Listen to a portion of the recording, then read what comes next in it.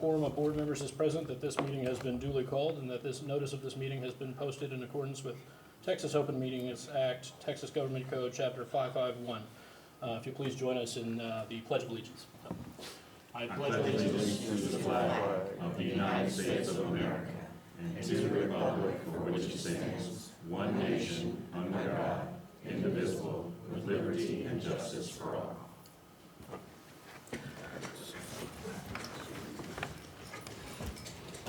All right, roll call. Ms. Felicia Moody. Here. Mr. Esteban Cerda. Here. Ms. Debbie Bia Gomez. Here. Sean Glover is here. Mr. Daryl Owens. Here. Ms. Natalie McKay. Here. And Dr. Maria Douglas. Here. We are all present. All right, moving us to item 3, special district recognitions. We're going to start off with the Paul Awards today. I believe, Dr. Douglas, will you be starting that for us? Yes, I will. I have the pleasure of reading those from the admin, which is Dr. Toya Keys, Kelly Sonkrant, Tammy Duomo. From Arthur, we have Deanna Thompson, Janina Burns, and Jonah Varner. And from Delaney, I have Ashley Arbor, Brandy Sandberg has 3, Kathy Nevins has 3, Heather Johnson, Holly Ganaway, and Johanna Rowe. And I'm going to continue with Delaney, and we have Johnny Walker with a whopping 13. Catherine Hartwell, Kim Casburn, Kim Jones, Lacey Hay, Lindsay Johnston, Manny Medina, Natalie Ayton with 3, Ryan Deal with 6, Sadia Ahmed with 2, Shelley Reed, Shelley Wooden, and Yolanda Canales. And I will be going to the junior high school, where there is Alfredo Portillo, Allison Weigman, Aracel Chavez has 3, Kathleen Buckles 2, Chad Lofton, Crystal Aplon has 2, Christopher Farmer has 2, Christopher Hartsfield has 2, Tiffany Threckeld, David Bubel, Emma Powell, Haley Hadaway, and the wonderful Irene Owens has 1 as well. Continuing on at Kennedale Junior High School, Jennifer Hamilton, Jessica Gilbert has 2, Joni Patton has 2, Joshua Ward, Kara Likos has 2, Kelly Hunt, Carrie Carr, Michaela Schrum, Marcus Ross has 2, Mamie Bumpus, Pamela Chanette, Patressa Blake, Robin Fleeman, Sean Katinga, Shayla Brown, Stacy Fitton has 3, Taylor Ferris has 2, Thad Cohn has 2, and Toby Stone. A little technical. Oh, It won't let me. I've never seen that before. Is this in your relationship? Yeah, Mine did you too. have that? Yeah. Oh, Miss Moody has it too. I just figured I needed to restart. Sorry. Yep. Mine's restarted. Sorry about that. that's all right. I'll bring it up. Okay, I'll read mine. From R.F. Patterson, Amy Hutzenroder, Carrie Clark, Shantae Stevens, Darcy Loggins with 2, Eric Lockwood, Jessica Meyer, Josh Smith with 2, Julie Steele, Kara Bowman, Katie Roberson, Colby Sifo, Kylie Bolster with 2, Leanne Zimmerman, and Megan Baldwin. All right, continue with Patterson. Michelle Banks has 3, Michelle Powers, Michelle Reagan, Shelley Sherman. One second. With the Kennedale High School, we have Alexander Holman Franco, Andrew Kupka, Araceli Bodica, Ashley Alstott, Charity Simmons, Demora Jones, Deanna O'Rear, Doug Roth, and Jacob Hembry. Then to conclude with our high school, we have Jenna French, Joseph Lucero, Lindsay Hammonds has 2, Maggie Enlow has 2, Matt Munson has 4, Melanie Grubbs, Michael Cagle, Monica Stevens, Owen Cole, Richard Barrett, Sarah Townley, yes, and Sarah McPherson, Taylor Hudson, Tracy Hadaway, and William Ward. All right. Congratulations to all of us. And then I've taken the three and highlight three from those lists. So the first one is Ashley Allstott, a paraprofessional at KHS. When I first got to Kennedale High School, she was the first person to truly understand me and get where I was coming from. She pushed me to be a better person. She was also able to spot my breakdowns before they even happened. She pushed me to make friends and talk to teachers that she knew would be able to help me when I was struggling. Sorry. Now I'm 17 and on the road to graduate. Thank you, Mrs. Allstock, for always being there for me, KHS student. Jessica Gilbert, teacher at KJHS.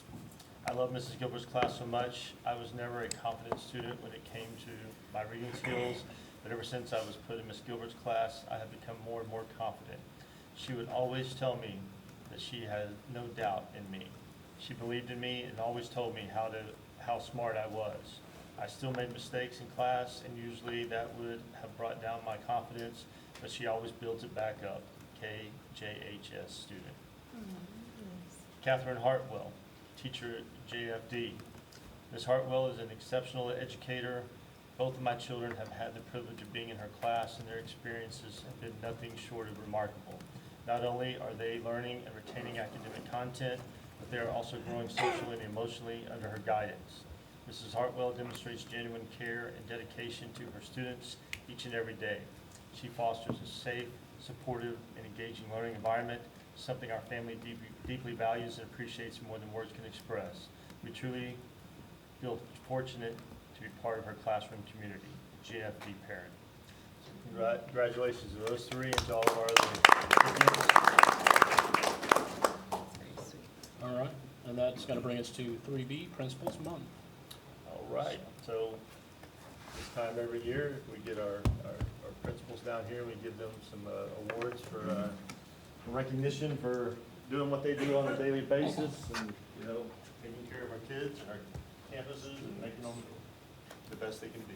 So I'm going to call you down here one at a time. Dr. Lou, come out here. Ms. Bruce.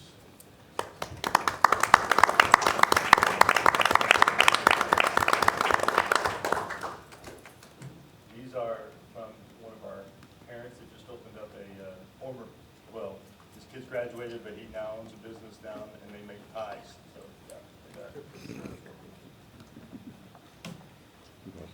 You are the apple of our eye. That's cute. Thank you so much for all you do. All right, you guys want to come over here? I'm gonna wait for everyone. One by one or the group? Well, we'll do one with each of you, and then we'll do a group one with you. Yeah. All right. Next up is Mrs. Wells. All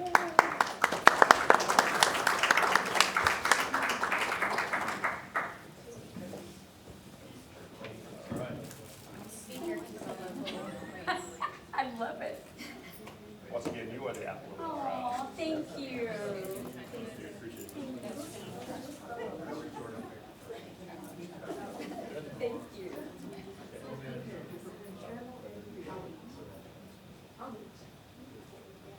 Thank you.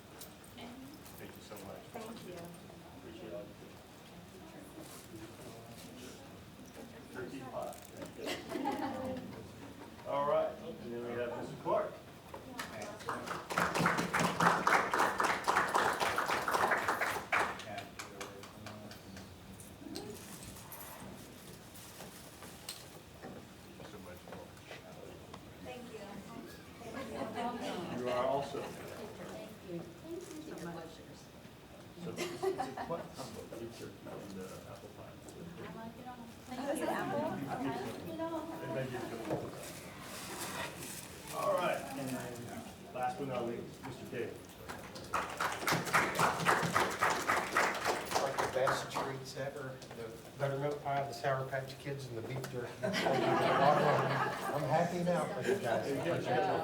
This is a full meal. Thank you, everybody.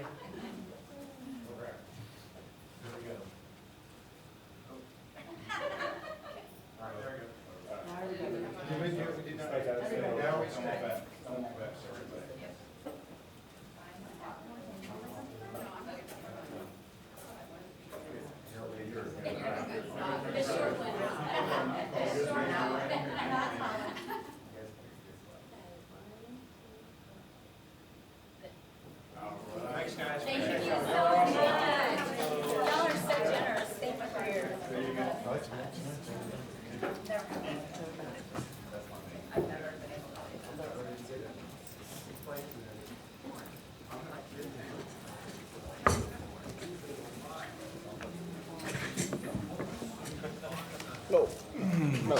Now everybody's back. Okay. Those are just small gestures of appreciation. You guys do so very much for our district, and we really do truly appreciate all you do for our kids and for our staff. So, thank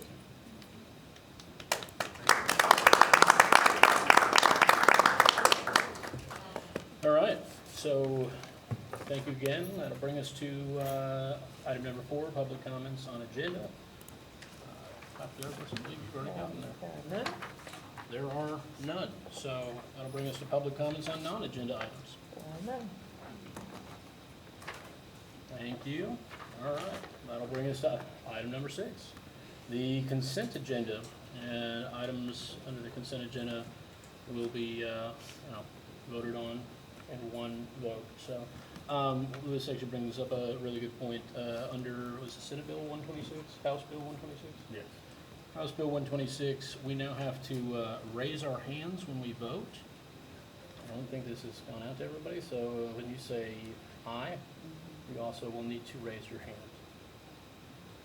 And if you say nay, then you will have to raise your hands. So that is just the new law. So with that, I'll entertain a motion to approve the consent agenda as presented. Make a motion to approve the consent agenda items as presented. Motion by Dr. Douglas, I will second that. second by Mr. Owens. All in favor, show a sign of aye. Aye. All opposed? That motion passes unanimously, bringing us to 7, information only. What's up? No, I thought you had your hand up. Did you have your hand up? No, on the nay. No, Okay. no, I, I saw your hand up. thanks. 7, information only. 7A is 2023 bond construction update. That'll be brought to us by Mr. Gadbois. Evening, board members, Dr. G. We'll be with you Evening. tonight. We'll run through here quickly, keep us on pace. Brian gets me hooked up. Good deal. All right. Things are moving along nicely. Again, roofing with Paxtown, couple issues there. I think we might have a short between some of the users and the soundboard, but we're working on that. Trying to get some more training lined out, warehouse, HVAC, lighting, related, working on punch lists, getting those things cleaned up and finished out. Come along nicely.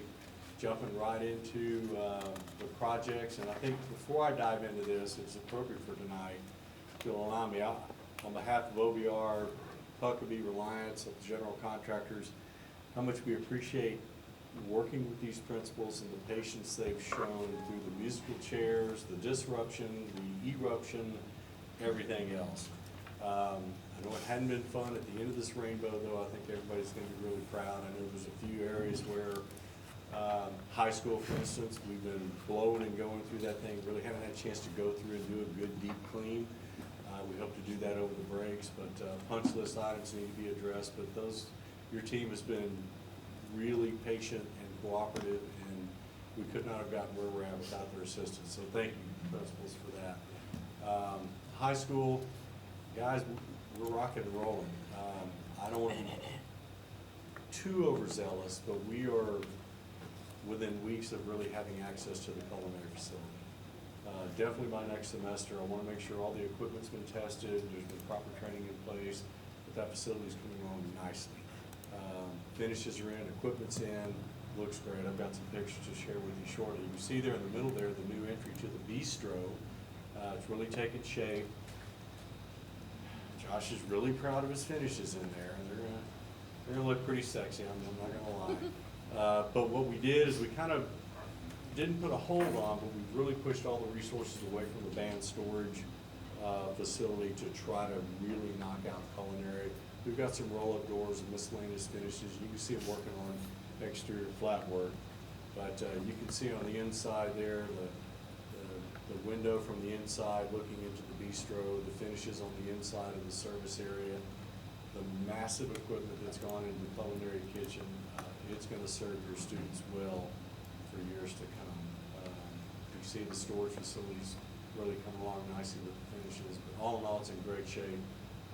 Should be able to knock these out, get into the interior spaces. Remember where we had culinary existing, we turned that into C&A with the library. A couple other spaces we'll do the renovations over the summer, but we're well on track with that facility. The junior high, likewise, the interior finishes are done. As far as the addition goes, we've gotten past all the challenges with the city. It looks like a building now. They're prepping for masonry on the exterior. The roofing's almost done. Drywall is just about done on the interior. They're actually putting up tile on the interior walls. Starting to look like a campus. And it's looking really good. Some of the examples here, you can see top left, preparing for the masonry. You see the tile on the bottom left completed. On the top right, kind of what it looks like when they place it. They've got the spacers in place. They'll come back and grout it. Drywall's in. But they are really making some headway there, putting in the exterior storefronts. Building's looking great. At Patterson, again, working on punch list. I know we had some delays with the casework and the plumbing. The plumbing is pretty much in. Casework will be finalized over the Thanksgiving break. You see the dumpster pad on the bottom there. That's complete. We've got some challenges at Patterson. I'm not going to throw anybody under the bus, but let you know structural steel has been delayed till probably January. Foundation's done for the library addition. We're working on some exterior work. The detention pond is pretty much complete. The fencing, the security fencing around that's complete. Doing some fine grading, but that's going to delay the library a little bit, but we'll still be done well in time for next year. Hopefully wrap that up around May. They're starting to do the footings for the canopies. You know, we put the drive in there on the bottom right, but we've also got the drop off and pick up for the students. So the canopy's going in there, so those footings are going. You can see how the decomposed granite's been placed in the landscape area. So campus is looking really nice, and when that library's done, it's going to be a showplace. You can see on the bottom left there how we put the library pad in there. Also got some challenges at Patterson. We've got to make sure we're compliant with the fencing. Sort of a hodgepodge that's been put in over the however many years that campus has been in place, and so had a good meeting today and talked about some options to make sure we can secure that campus. It would be super easy just to put it around the new playscape back there, but the reality is those kids use that whole field back there, and so we've got to figure out how to secure that, still maintain access to the campus, but keep those kids protected. So we're working on that as well. But all in all, Patterson's looking really nice. Budget-wise, you can see there at the bottom, we're just shy of $8.2 million in terms of surplus. Had a good meeting today with Dr. G and staff to look at priorities. Well, the only real priorities that are still hanging out there were some of those in the administrative component of the bond, if you will. But with the surplus, we'll be working with staff to pinpoint specific priorities that we need to address, maybe additional fencing, maybe additional lighting.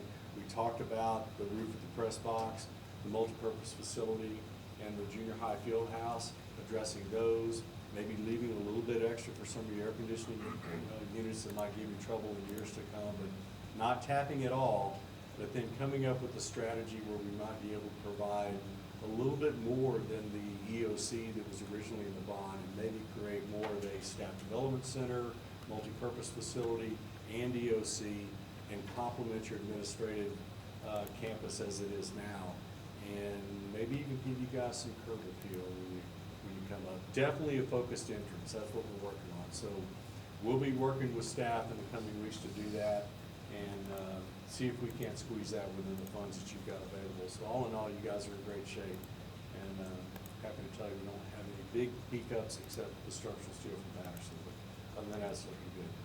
So, happy to answer any questions. Can you touch on it, Arthur, the back area of the drainage? Yeah, the underground's pretty much done, I think. They're scheduled to do concrete in the coming days. That entire back, if you recall, new retaining walls, new drainage. We're addressing the play area out there, trying to prevent all the erosion, new green space back there. It's been all over. So just, and we might have covered this already. I know we're doing a retention pond at the junior high. But that, you know, you've got a beautiful fence up there, but you can't see anything at all. Right. Is that all completed now, that part of it? The actual structure or the? No, retention? just the water retention area where It's done. it's done. Okay. I don't think we've had any complaints, have we? We've had a few toad stranglers come through, and we haven't had any issues with the neighbors, so that was the intent. We're catching every drop of water that comes onto your property, collecting it and discharging it completely away from those residences, so they should be happy. They may be unhappy because their grass isn't getting the water that it used to get with the runoff, but they're definitely not getting the erosion that's standing water in the backyard, so it's good. In regards to the structural steel, I know you said we wouldn't get it until maybe as late as January. Correct. How does that impact the rest of the timeline for those projects? It's still, it delays it a little bit. Originally, we were supposed to be done by early February. It's gonna push us to about May. Instead of a mid-semester opening, we'll have it cleaned up, get the furniture in there, and be ready for the start of school next year. Any other questions, comments? All right. All right, thanks, guys. Well, thank you. Anything Thank for you. Josh while Oh. he's here, you can yell at him. I'm sure you got something. Hey, can you go back, Brian, to the bistro?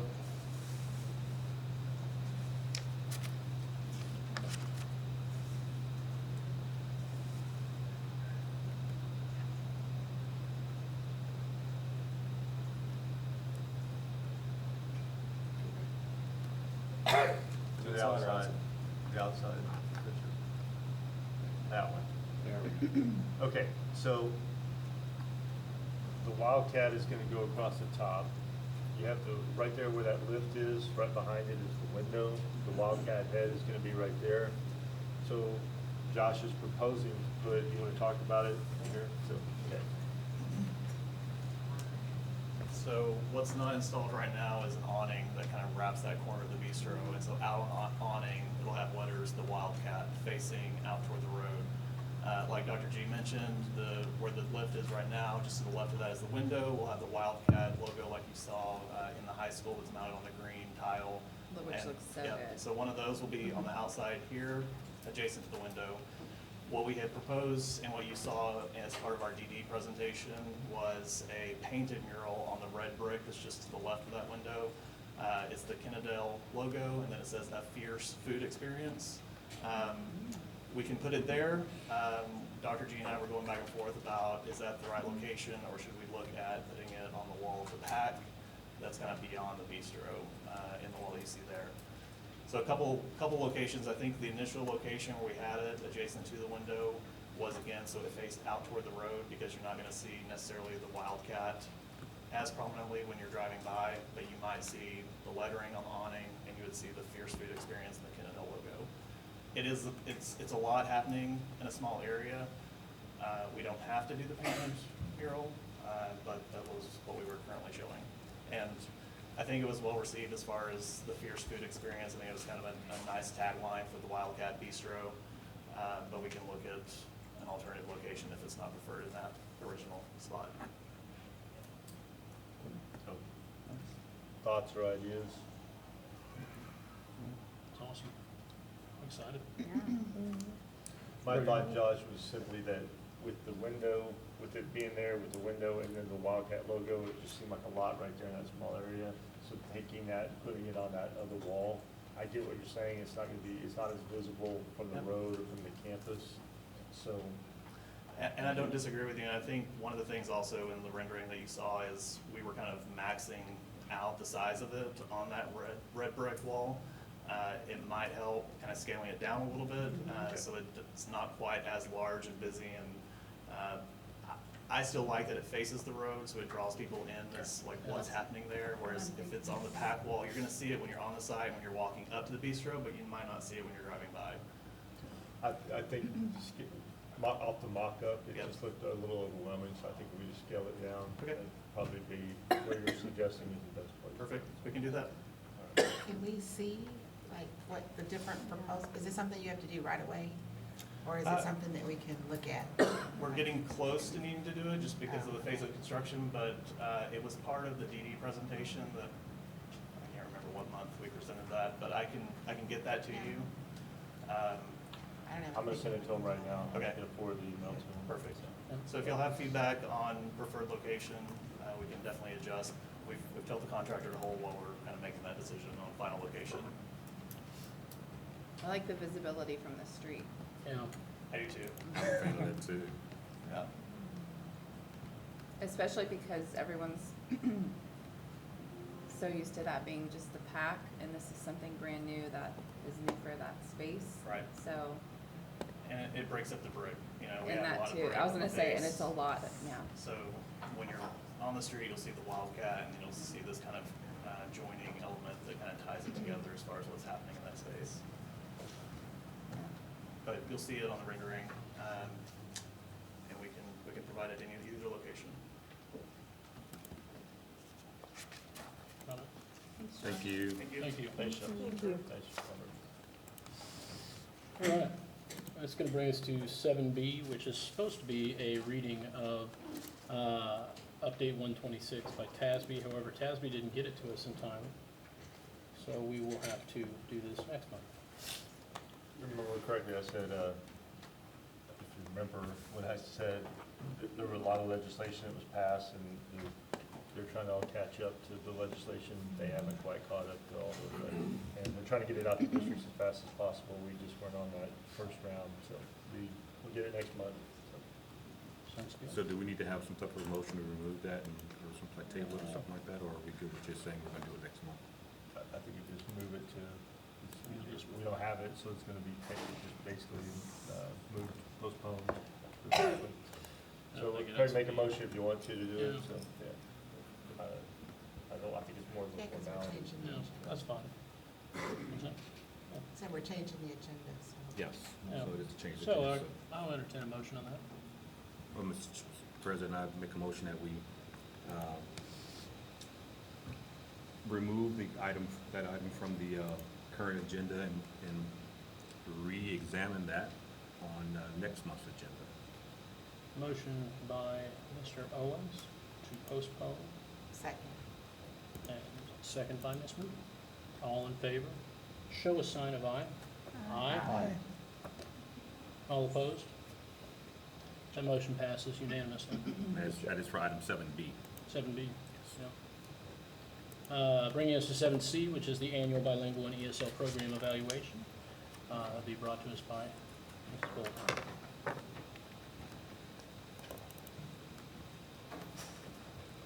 Good evening. Good evening. You have a copy of our annual bilingual ESL program evaluation, and I'm just here to walk through and highlight some things and see if you have any questions. We bring this to you every fall prior to November 1st in statute. So the first section of the report is a student profile, and this is where we answer how many of our students were emergent bilingual, and you can see that we had 426, a little bit up from last year, and some shifts in the schools. So we moved the first grade to JAA, so we see a big jump there, 52 to 98, but it's really just offsetting the students that were in elementary schools, and you can see that they went down. We overall have an upward trend. So 5 years ago, our emergent bilingual students were about 10% of our population. Last year and the previous year, we were between 11 and 12%. And again, this is the evaluation from last year, but just for information, we're currently sitting at 16%. I'm sorry, what percent? For the 25, 16. 16% right now. Okay. So this is from last year, but that's just some numbers that we looked at. We're still lower than the state. The state is 24% currently. We're based on 23, 24 PMs. So what languages do they speak in Kennedale? There are 26 different languages, up just a little bit, 2 from last year. Many of them are Spanish, but not all. So the 315 out of the 469 that speak Spanish are, that represents 67% of our EBs speaking Spanish. So that leaves another 33%, more than 3 in 10, that are speaking other languages. And I was a little bit surprised the state level is only 14% based on the last report of languages other than Spanish. So the next section is program content and design, and this is the same every year. We have 3 programs. We have our bilingual program at JAA and JFD, and that's pre-K to 5th grade, and that's where we work on building literacy and academic skills in both languages, the primary Spanish language and secondary English. Then we have English as a second language, and that is an English-only program that provides supports and scaffolds to help students acquire English as their second language. And really, there are 2 types, content-based and pull-out, and it just depends on the certification requirements. So in our K-5 teachers, we have all 4 core content teachers they have their certification in ESL, so the students have it in all 4 classes. And then in secondary, minimally, the RLA, 6 through 12, the RLA teacher needs to be certified in ESL. Everybody's responsible for teaching the language standards, but at a minimum, they need to be with an RLA certified teacher, ESL certified teacher in RLA. Next section is English proficiency and reclassification. And so, of course, our goal is to, over the years, get all our EB students to an English proficient level, and then they would be reclassified. They would exit the program and no longer receive services. And so the chart that you see shows the number of students who exited last year in 24-25. So we have a total of 40. That is down 8 students from the year before. But overall, this is a pretty positive data point for us, because the year before, we reclassified over 10% of the students. And so and that was a focus area of ours, and the state adjusted their criteria. And so we moved a lot of those students that were at the higher level of language out of the program. So now those students are not part of the group that was tested, and we got a lot of newcomers. So it was about 1.9% drop, which we kind of anticipated a drop, not a surprise. Let's see. The next section is a student performance data, and this is TELPOS results. The first chart, the way it reports K through 2 and 3 to 12 is the way the state reports the grade bands. So you'll see the number of students whose composite scores fell at each level. Again, the upper levels dropped a little bit. We believe that a lot of the students that were exited might have contributed to that, but this is just an overall report that we do annually, and there's a lot more disaggregation of the data at the campuses, and so we look more at which students are they. Are they long-term, and we've been serving them and need to serve them better? Who's new to us? Who's new to the country? And then the second chart breaks down the level of proficiency they progressed at for that from one year to the next. And so again, that data pretty much correlates with that context, as well as we've had a lot more newcomers over the last couple of years. And then the 5th section is staffing and training. So staffing, KISD does a great job making sure that all teachers have what they need as far as certification, as I mentioned, and that the students are assigned to them, and so that's a big part of staffing.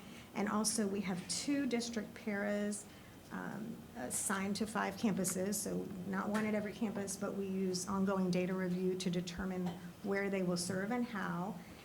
They do work directly, most importantly, with student groups as needed, but they assist in classrooms. They do some administrative generating of reports so that the schools can not have to spend time on that and can spend the time working with the students and conferencing with them. And they do support our testing as well.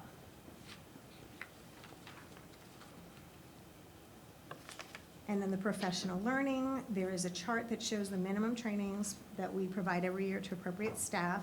There are additional opportunities at Region 11 all the time where leaders and teachers are welcome to them. We share those with the campuses and they send people as needed. The big part of the PD that changed last year was the last row, the CSS elevation training.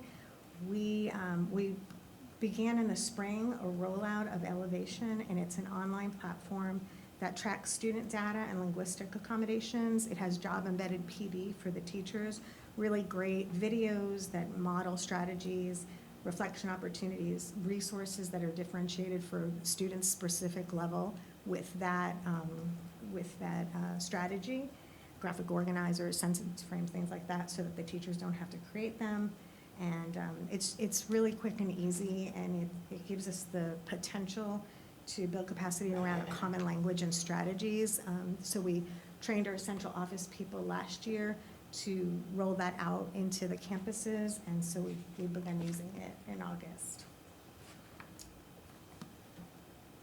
And then the last part are the recommendations for improvement. They include building capacity for teachers and leaders and expanding resources for students and families.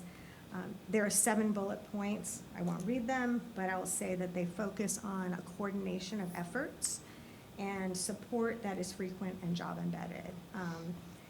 So if you look at some of the examples of the things that we are doing, you get deeper into this. Our instructional coaches are offering weekly planning for language and content intervention programs. We worked with the campuses to create common times that those teachers could meet with them. And so that's been really, really great because they're able to help the teachers at that particular time go into the classrooms, observe, coach, and just keep supporting them versus a one-time PD, which we know is not effective. Sometimes it's all we have. So the coordinators on our team are all, there's nobody that doesn't support EVs. Everybody is becoming an expert, and so they've all learned the platform, they've learned the strategies, and they are just working together to repeat those strategies in every leadership team meeting that we have so that the campus leaders know exactly what the teachers are doing, and again, everybody can coach and talk the same language.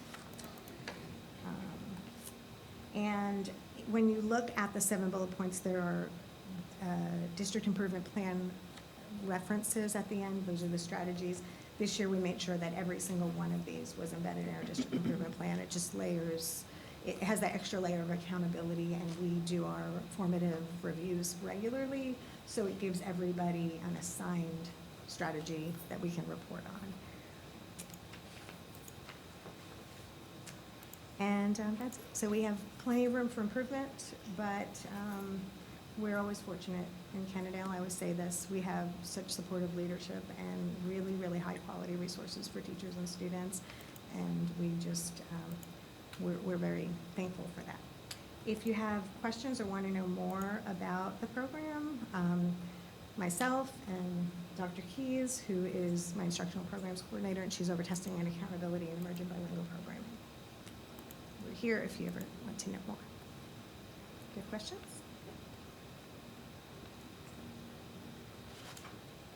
Well, Thank you. Thank you. Thank you.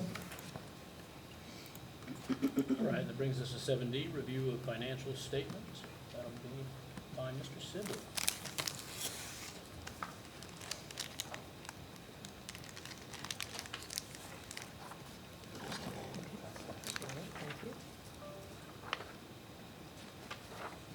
Good evening. What you have coming is this is just a review of a new financial statement that I would like to start putting in the board packet on a monthly basis. I think this is a little bit easier to read and understand versus what is currently there.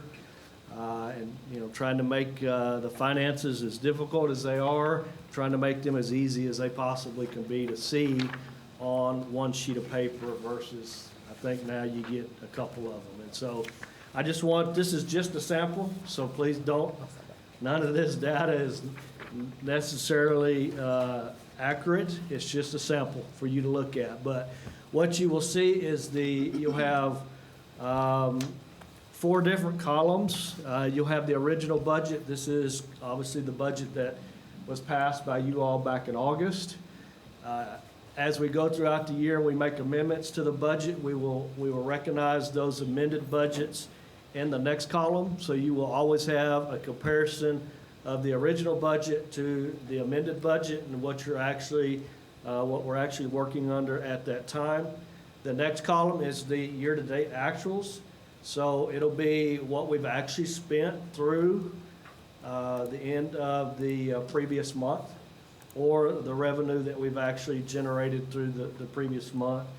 And then the last column will just be a year-to-date percentage of the budget. So it is looking at what we've actually spent in regard to the budget. So for example, if you look at line 11 is what I refer to it, or function 11, instruction, says that the original budget was $19,500,000.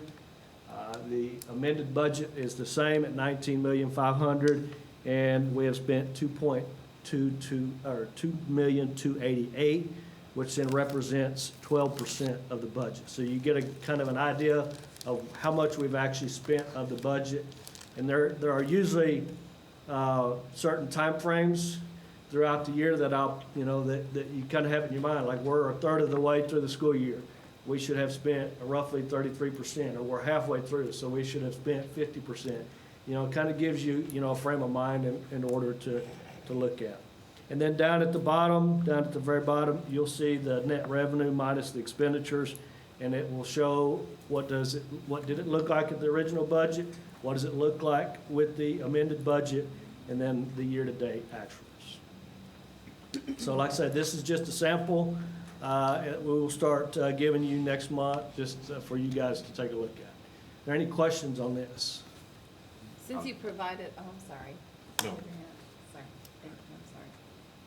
Since you provided this lovely graph for us with columns and comparisons, now you just have me curious because you've got the percentage of the budget, and everything's pretty reflective of us only being 9 weeks into the school year. Sure. But it did stick out with food services being already at 45% of the budget.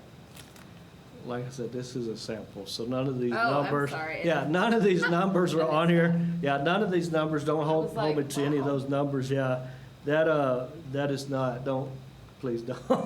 Very good. It's just a sample. Okay. I was gonna say, we spend more than $11,000 on food, right? I mean, Actually, I think the food service piece of that, yes, Yeah. in the food service program. This is the general fund.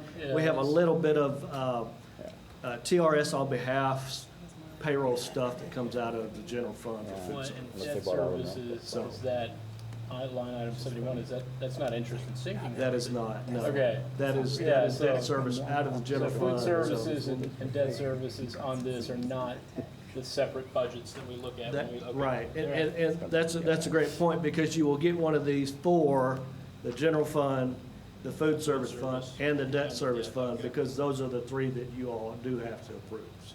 Okay. You'll have three separate ones of these. I was just gonna comment that I like the way it reads. It's pretty simple. It's simple, yeah, I like it. All right, thank you. thank you for that. Thank you. Any other questions, comments, thoughts? All right, Thank you. thank you. Thank you, Mr. Ziegler. Wait, we got, And with that- there's more. I'm back up. Oh, you're back up, okay, yeah, so, you just stay right there for the public hearing of Schools First. It's Financial Integrity Rating System of Texas. Yes, so tonight we have our hearing for the School First Rating Report. This information is based on the 2023-24 fiscal year data, so it is, a couple years past. Sean already stole it from me, but the FIRST stands for the Financial Integrity Rating System of Texas. Just a little background on School First. It was implemented with Senate Bill 875 back in 1999, so it's been around for a few years. The goal under the program was to achieve quality performance in management of the district's financial resources. And each year the district has a couple of requirements that we have in regard to this. One, we must prepare an annual financial accountability management report, which is, I believe, in your board packet. And then we must hold this public hearing to discuss the findings of the first rating. So the first rating is made up of 21 different indicators that relate to financial, student, and staff data. A score of 90 to 100 is what is needed to get the highest rating, which is superior achievement. And Kennedale ISD did receive a score of 98. So that does put them at the district at a superior achievement rating. And this will be the second year in a row, I believe, that the district has got that rating. And so just looking real quickly at the indicators, there are 4 critical indicators. Those indicators, if the district does not pass any one of these 4, they do not pass the first rating. Okay, so these are critical. Those indicators: was the audit report submitted in a timely manner? Indicator number 2, was there unmodified audit opinion, and was the audit free of material weaknesses and internal controls? Indicator number 3, was the district in compliance with its debt agreements? And indicator number 4, did the district make timely payments to TRS and other government agencies like the IRS? And the district did pass each one of those 4 critical indicators. Moving forward with the other indicators, indicator 5 talks about net position in the government activity account. Was it greater than 0? And yes, the district's net position was greater than 0. Indicator number 6 talks about the average change in the fund balance over a 3-year period. And was that less than a 25% decrease? And so the average decrease over a 3-year period in the district's fund balance was 7.18%, so we're well below that 25% threshold set by the state. And then indicator number 7 was, did that district have sufficient available cash and investments to cover operating cost? As of August 31st, 2024, the district had $8.2 million available in cash and investments, which was sufficient enough to cover all expenditures for more than 90 days. So passing all 3 of those indicators. Indicators number 8 and 11 refer to sufficient assets and liability ratios. Here the state sets certain thresholds that you have to be under. Our short-term assets versus short-term liability ratio was 13.64, and the long-term assets versus long-term liabilities ratio was 0.5595. And both of these, the state set certain ranges, and if you fit within certain ranges, you get a certain amount of points, and the district fit within the range that required, or that gained us 10 points on these 2 indicators. Indicator number 9 talks about your general fund revenues.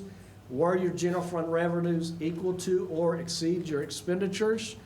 And unfortunately here, the expenditures exceeded revenues for the district by $1.5 million. The other caveat to that is, if you had more expenditures than revenue, did you have at least 60 days worth of cash on hand? And if you had at least 60 days worth of cash on hand, then you got all the points for this indicator. And we did, so we were good there. Indicator number 10 was not scored for 23-24. Indicator number 12, was there a correlation between future debt requirements and your assessed property values? So they basically go in, look at your assessed property values, make sure that the district has enough assessed values in order to pay future debt requirements. And according to the report, that our district provides sufficient revenues, or our property values provide sufficient revenues. Indicator number 13 is sufficient administrative cost ratio.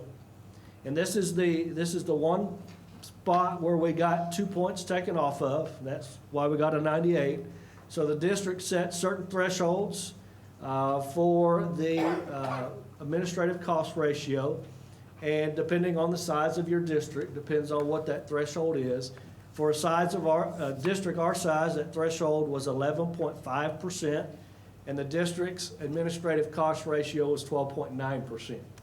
And so because it was high, slightly high, we got 2 points counted off. And now what that does is it takes a look at our expenditures in two functions, our instructional leadership and our general administration, and it shows it as a percentage for all of our other instructional and student support functions. And then that's the comparison they're trying to make. Indicator number 14 was a decrease in student to staff ratio. Again, the state sets a threshold of 15%. The district was at 8.09% of a decrease in student to staff ratio. Actual ADA within an allotted range of projections. So every 2 years, the district has to submit to TEA, here's what we project our ADA is going to be. The state then takes all that data from all the districts across the state, and then that's what they take to the legislature and say, we need this amount of money to fund these kids, these number of students. And this is actually the first time that this indicator has been on the first report, where they're comparing what is the projections that we gave versus what the reality ended up being. And so the projected ADA for 23-24 was 2,539. The actual ADA ended up being 2,593. And so the state actually gives you a 20% range, so there's a pretty big difference there. Our variance was 2%, so we were very well within the range of 20%. Another thing that they look at is the variance between your PEIMS submission and your audit report, and they're looking at to make sure that the data that you submit in those two areas, they match up. Okay, so when they do our PEIMS report and when we submit our audit, those numbers and the data should line up. And the threshold is less than 3%. The district had zero variance in that data that was presented. Indicator 17 and 18 was the audit report free of any instances of material weaknesses in internal controls. And I'm sorry, that's 17 and 18, and we got all points there. Indicator 19 were all required notices posted on the district's website. We got all points there. Indicator 20 basically is regard to discussions regarding changes in or impact to local, state, and federal funding at a board meeting within 120 days before the adopted budget. Basically, did the district share with the board information about changes in local, state, and federal funding prior to adopting the budget? And yes, the district held several different budget workshops and approved the budget parameters that were used, and that is seen as sharing that information with you guys. And then indicator 21, did the district receive adjusted repayment schedule of their foundation school program? Basically, when districts get into financial hardships, they have the ability to go to the TEA and ask for an advance on their state funding, and this is what this is a reference to. Obviously, the district had not gotten any advances, so this did not really apply to us, so we got full points for that. The first management report, the annual financial accountability management report for the 24-25 school year, with all the required disclosures. If you guys remember, you had signed a disclosure at one of your special called meetings here not long ago. Those are all going to be available on the website. We have to keep that information on the district's website, but all that will be available on the website for people to view. And with that, I will take any questions.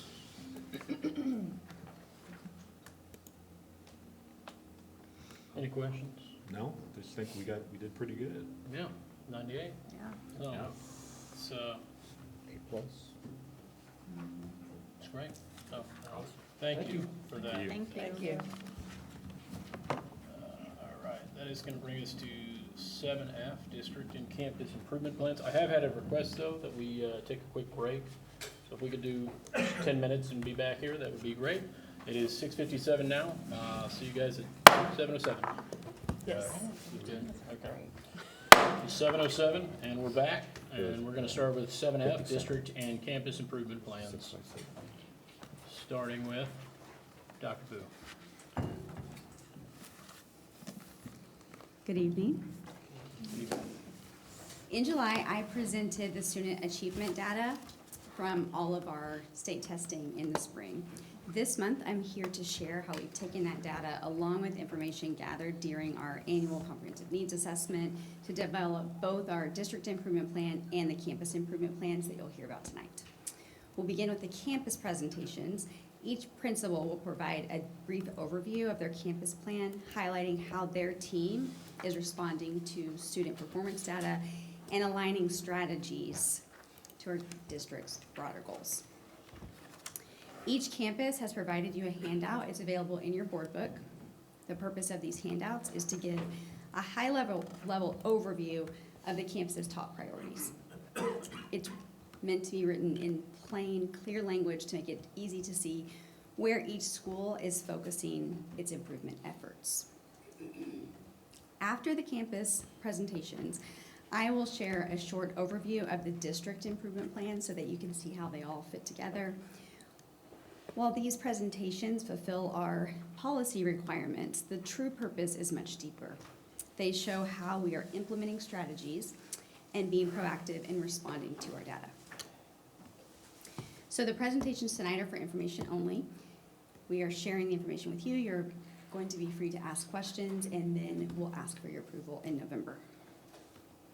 So I shared this with you. It's part of Texas Education Code. We are required to present district and campus improvement plans. To be clear, the board is only going to approve the performance objectives. So we've shared the district's larger goals that were approved in 2021. The performance objectives are different for each campus based on their data, and the strategies are fluid. We do three formative reviews throughout the year, and then a summative review. And so as we go through, when we look at the specific strategies, we want to say, is this working? Let's keep doing that. Or maybe it's not working like we thought that it would, so we have the ability to shift. So with that, it's important that the district improvement plans and the campus improvement plans are mutually supportive to accomplish the identified goals and also support the state goals and objectives under Chapter 4. So when you're looking at the district and campus improvement plans, the guiding questions that we ask are, what makes a school good and how do you measure that? So we're going to start, I'm going to give just a brief overview of our comprehensive needs assessment that we did. We presented this in June. This is from last year, so 24-25. So it's an analysis of needs. We use multiple forms of data. It involves a committee of staff, parents, and community stakeholders at the district level and then at each campus level as well. It's a process that we use to identify the root causes of issues. So, students are struggling to do math. Well, why? Because they can't do math. Well, why? And you ask why until you get down to the root cause to really figure out what is driving these challenges. It allows us to prioritize future actions and then develop these plans that are responsive to the data.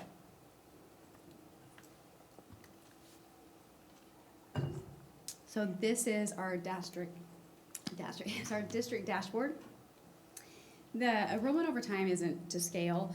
So up until 2025, those numbers were taken from snapshot data, and then the one here that's updated on October 6th, but you can see the difference there. You can see it by grade level, so we do see a trend at the lower grades.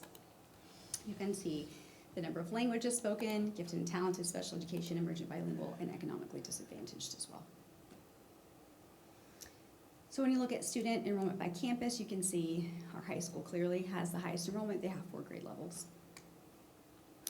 Our ethnic distribution has remained relatively stable over the past 5 years. Languages spoken in the home, in 2018 it was 9, 2025 it was 26. So the focus areas of our comprehensive needs assessment include demographics, student achievement, school culture and climate, staff quality, recruitment and retention, curriculum instruction and assessment, parent, family, and community engagement, school context and organization, and then technology. So we have different committees For each of these different areas, the committees look at a variety of metrics and pull together a list of needs.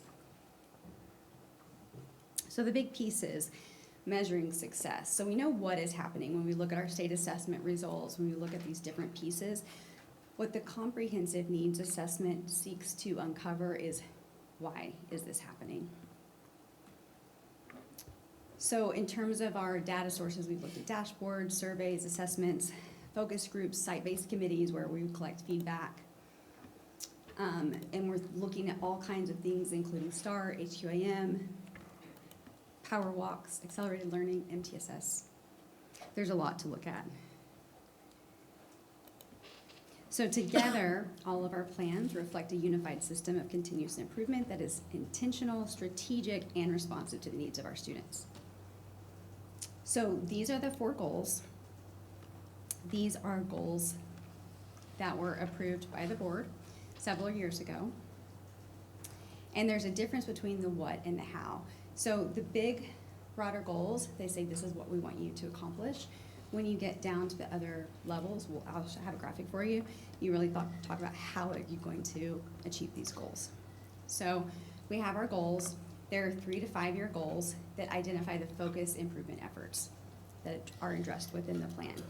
Then you have the performance objectives, which are annual goals. So they're called goals and they're called performance objectives, but essentially it's long-term goals and shorter-term goals. So one thing that we worked really hard on, and we have gotten to this year, is an alignment in the goals. So we start with the goals that were approved by the board in 2021. Those funnel into our district goals. And our principal goals, TPES, are directly aligned with our district goals. Then we have our campus goals, which are aligned with the TPES goals, and then we have our T-TEST goals, which are aligned with the campus goals. So the idea is, instead of having 15 different goals, pointing in 15 different directions, we do have an alignment piece there, so that you can see evidence of the board goals in the individual teacher goals that are set annually. And all of that leads to student success. So I created a graphic for you just so that you could see how the plan is put together, because when you look at these plans, at first glance, they seem a little bit overwhelming and there are several layers to them, so I just want to share this with you. Now, there are 4 goals.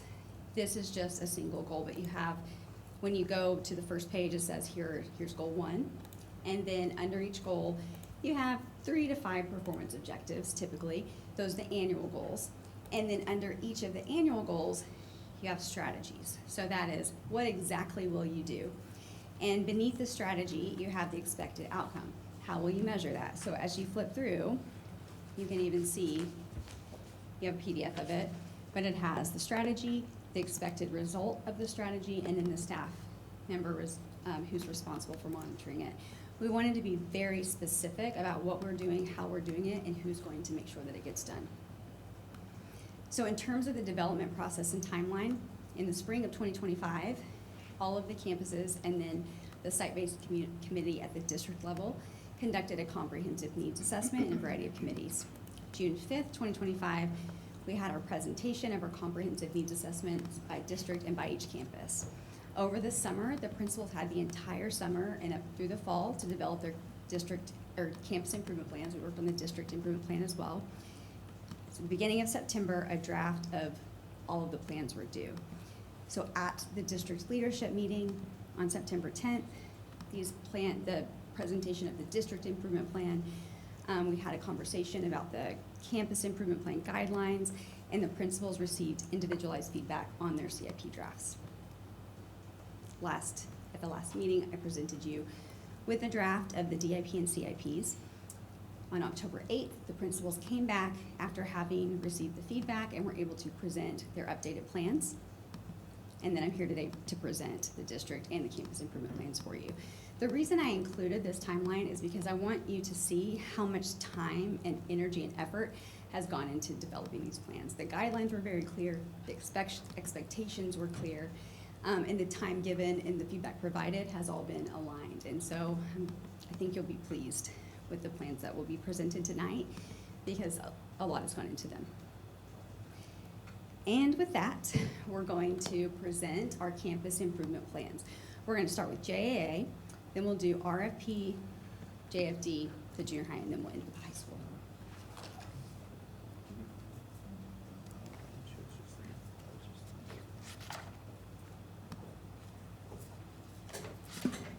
Hi, how are y'all? So every year we conduct a comprehensive needs assessment, and through this process, we've identified both strengths and areas for growth. Over the course of last year, we've gained valuable insights and remain committed to addressing our growth areas daily by fostering a growth mindset, not only for our students, but for our faculty. Our highest priorities include increasing parent engagement and satisfaction, supporting math growth for all our students, and ensuring meaningful experiential learning both inside and outside the classroom. Most importantly, we strive to provide students experiences that lay a strong foundation for continued success throughout their educational journey here in KISD. Our first goal, we identified a need for our students to experience hands-on exploratory, real-world learning experiences both inside and outside the classroom. We're addressing this need by creating an outdoor learning environment. We've been working on it for the past 2 years, and this year we finally have it. And ensuring that our students extend their learning by going on field trips. This year, our pre-K is going on the Dallas Zoo, kindergarten is going to the Dallas Arboretum, and first grade's going to the Perot Museum, and they also get to go to a Bass Hall matinee. We pay for all field trips and buses through our title money, and we feel like this is a good way to spend it. Another need that we're ensuring the effectiveness of our power walks. Last year, we focused on PLCs, and this year we're going to focus on lesson internalization. We're addressing this by giving feedback and coaching to our teachers, adding 30 minutes of protected time for lesson internalization. Another need was to provide extension activities to allow our students to excel. Last year, we didn't offer anything, and this year we are. We're addressing this by creating an after-school extension program for our higher achievers, and we're going to begin this in November. That was goal 1. Goal 2, our next area of growth, was parent engagement and opportunities. We need to up our game from last year. We've really focused on this, and I think we're doing a really good job. We're addressing this by hosting more activities for our parents. I really tried to listen to what my parents needed, and these are done by ideas that we've come up with.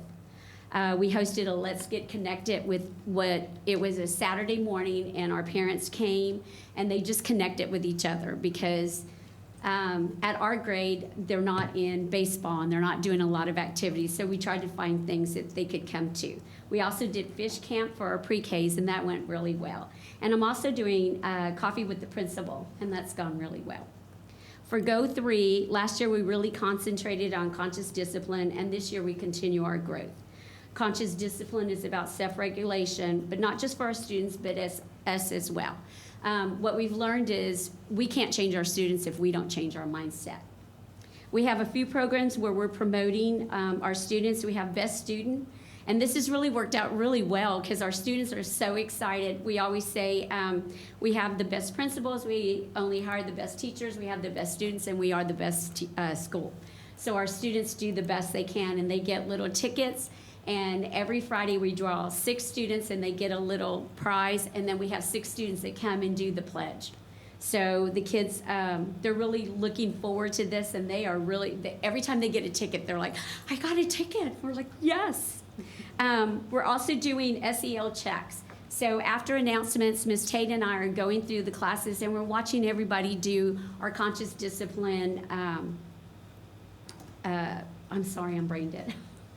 Our conscious discipline circles. And the kids are singing songs, and they're doing just little activities that are making them really bond with each other. We always tell our teachers to make a relationship with our kids, and it's not at the door by high-fiving or saying, how are you? It's really about talking to the kids. And so we had one teacher who said, I don't know what this is going to do, but I'm going to try it. And about a week ago, she said, you know, it's made a difference in my class. I really see what it's doing. And when I had my site-based management meeting, I had a parent, and we were talking about this, and I had a parent going, I don't know what you're teaching them, but my son told me the other day to stop, to slow down and breathe. And I said, that's our SEL. So it is. It's really doing a lot for our kids. It's changing our mindset, and it's helping our parents too. So my teachers are doing a great job of doing all the songs and chants and circle time, and we're all pitching together, and I think we're doing a really good job. So do you have any questions? Any questions?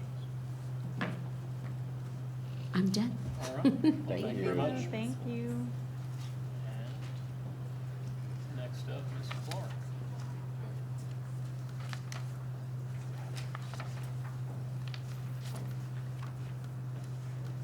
Good evening. I can vouch for everything Ms. Wells said because my admin assistant and my music teacher, they both have children that go to Arthur, and the bus brings them to Patterson every day after school, and they come busting through that office, and I get all the details of the day.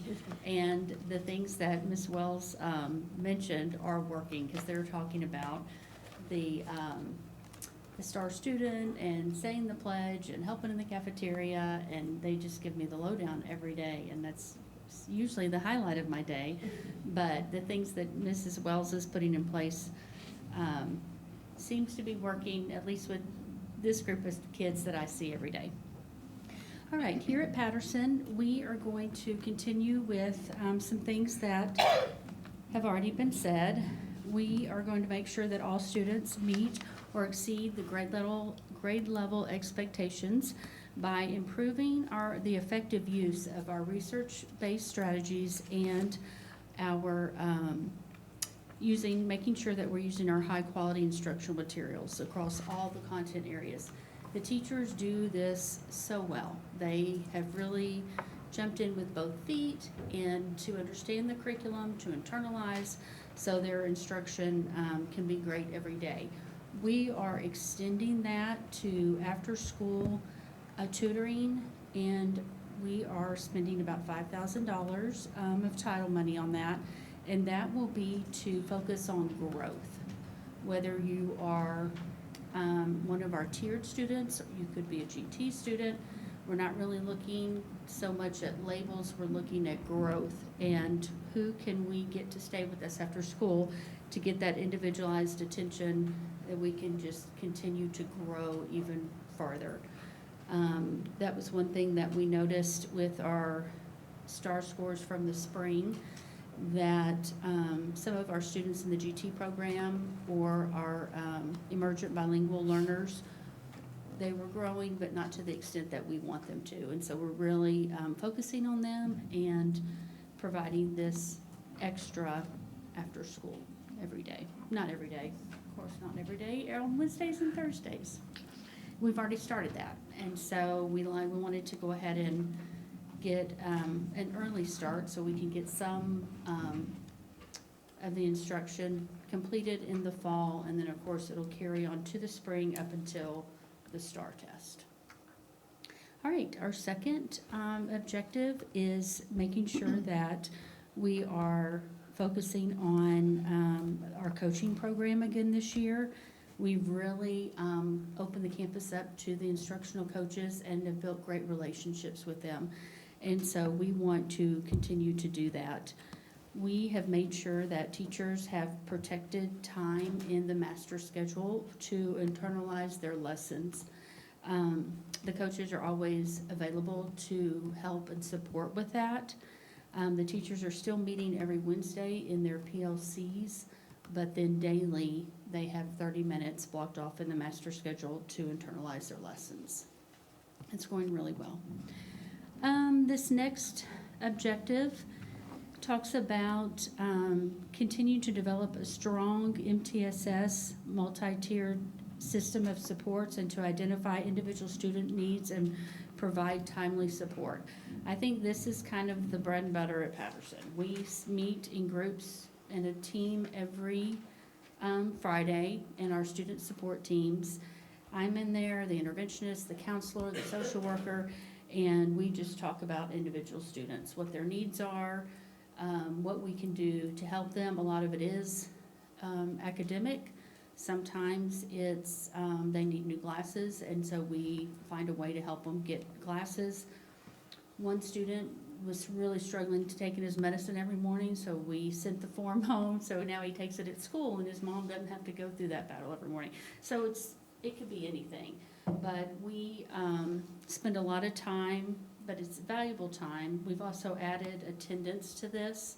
Last Friday, we met, and by the end of the day, I had a parent in my office, and we were talking about how are we gonna get your children to school. And that parent also came this morning to meet with me again and talk to me about it some more on her own, which I really appreciate. But just really acting quickly, pinpointing the need, acting quickly, and putting a plan in place. And I feel like we do a really good job with this. With these plans, we're gonna turn around and really pinpoint what we're doing to improve the students' progress during win time.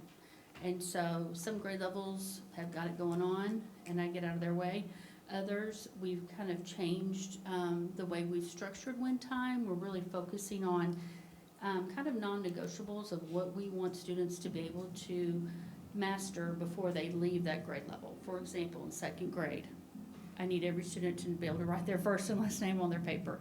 So when they get to third grade, the third grade teacher spends 0 time teaching them how to write their name. If we can get all that mastered in second grade. There's some other things with math facts and reading fluency that we have goals. And so in second grade, we're working on those very specific things with all students to make sure they are well prepared for third. All right, we are also going to continue to participate in extracurricular activities after school. We continue to have an art club. We continue to use some of our enrichment money for that, for tutoring, for choir. This year, Ms. Moore and I are real excited because we're going to bring back Whiz Quiz with a group of students. We've decided to combine the campuses and have one Kennedale team to start out with, and I believe that's going to take place in the spring. So we're just in the early stages of organizing that, but that's another thing that we want to extend to our students after school. Since that was an Arthur thing, I love that y'all are doing that together. That's fun. I remember that. Yes. We are going to, one of the things that's really important to me is getting students out of Kennedale to see other opportunities that they can learn the standards. And so we're going to continue to do that with our trip to Austin. Camp Grody Spruce is coming up. Our trips to Bass Hall. We are taking a group to the Fort Worth Zoo. And so I really like these standards-based field trips because they really do have an impact on the student. It gives a lot of kids opportunity to see something else other than the town that we live in. And so I am a big believer in that, and I always want to enhance that every year. All right, with our Positive Behavior Interventions and Support Program, these are our school-wide expectations that we have blasted everywhere. We're going over them every day. I'm ready to take it to the next level, and I want the students to tell me what the expectation is. And so that has been our focus this year. Teachers to talk with their class. We're about to go to the cafeteria. You tell me what it's gonna look like. What are you gonna look like in the hallway? What are you gonna look like in the cafeteria? And so I think we're definitely we're off to a good start with that. Instead of us always telling the kids over and over again, it's just time for them to be able to tell us now. Any questions? Any questions? I just have a comment. Sure. Seeing your slide with processes and programs for this upcoming year also jogged my memory, and I have this sitting in front of me too. I just want to comment that I love to see all of the positive recognition of students too. And I think last year, Miss Wells was posting each week for students that had perfect attendance maybe. I think I remember seeing that last year. So that was really great, and I know Mr. Cagle put that out today. All the students at the high school that have had perfect attendance for the first 9 weeks, and then I love that you're doing that as well. And then,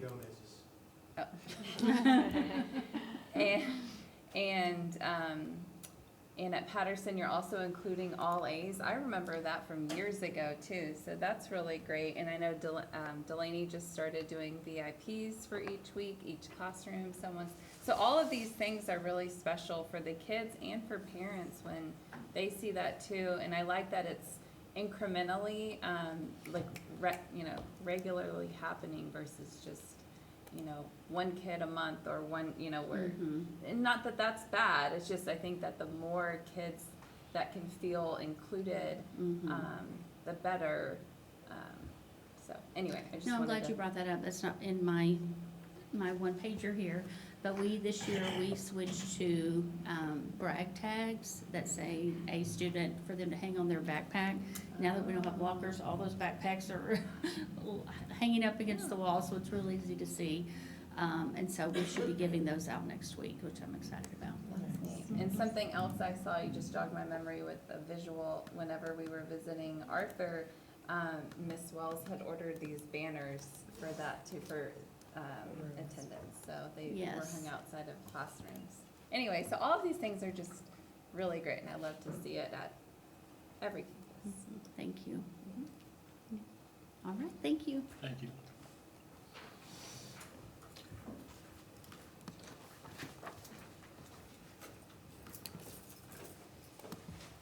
I feel like I'm going to be a broken record because a lot of what they've already said is what I'm going to say also.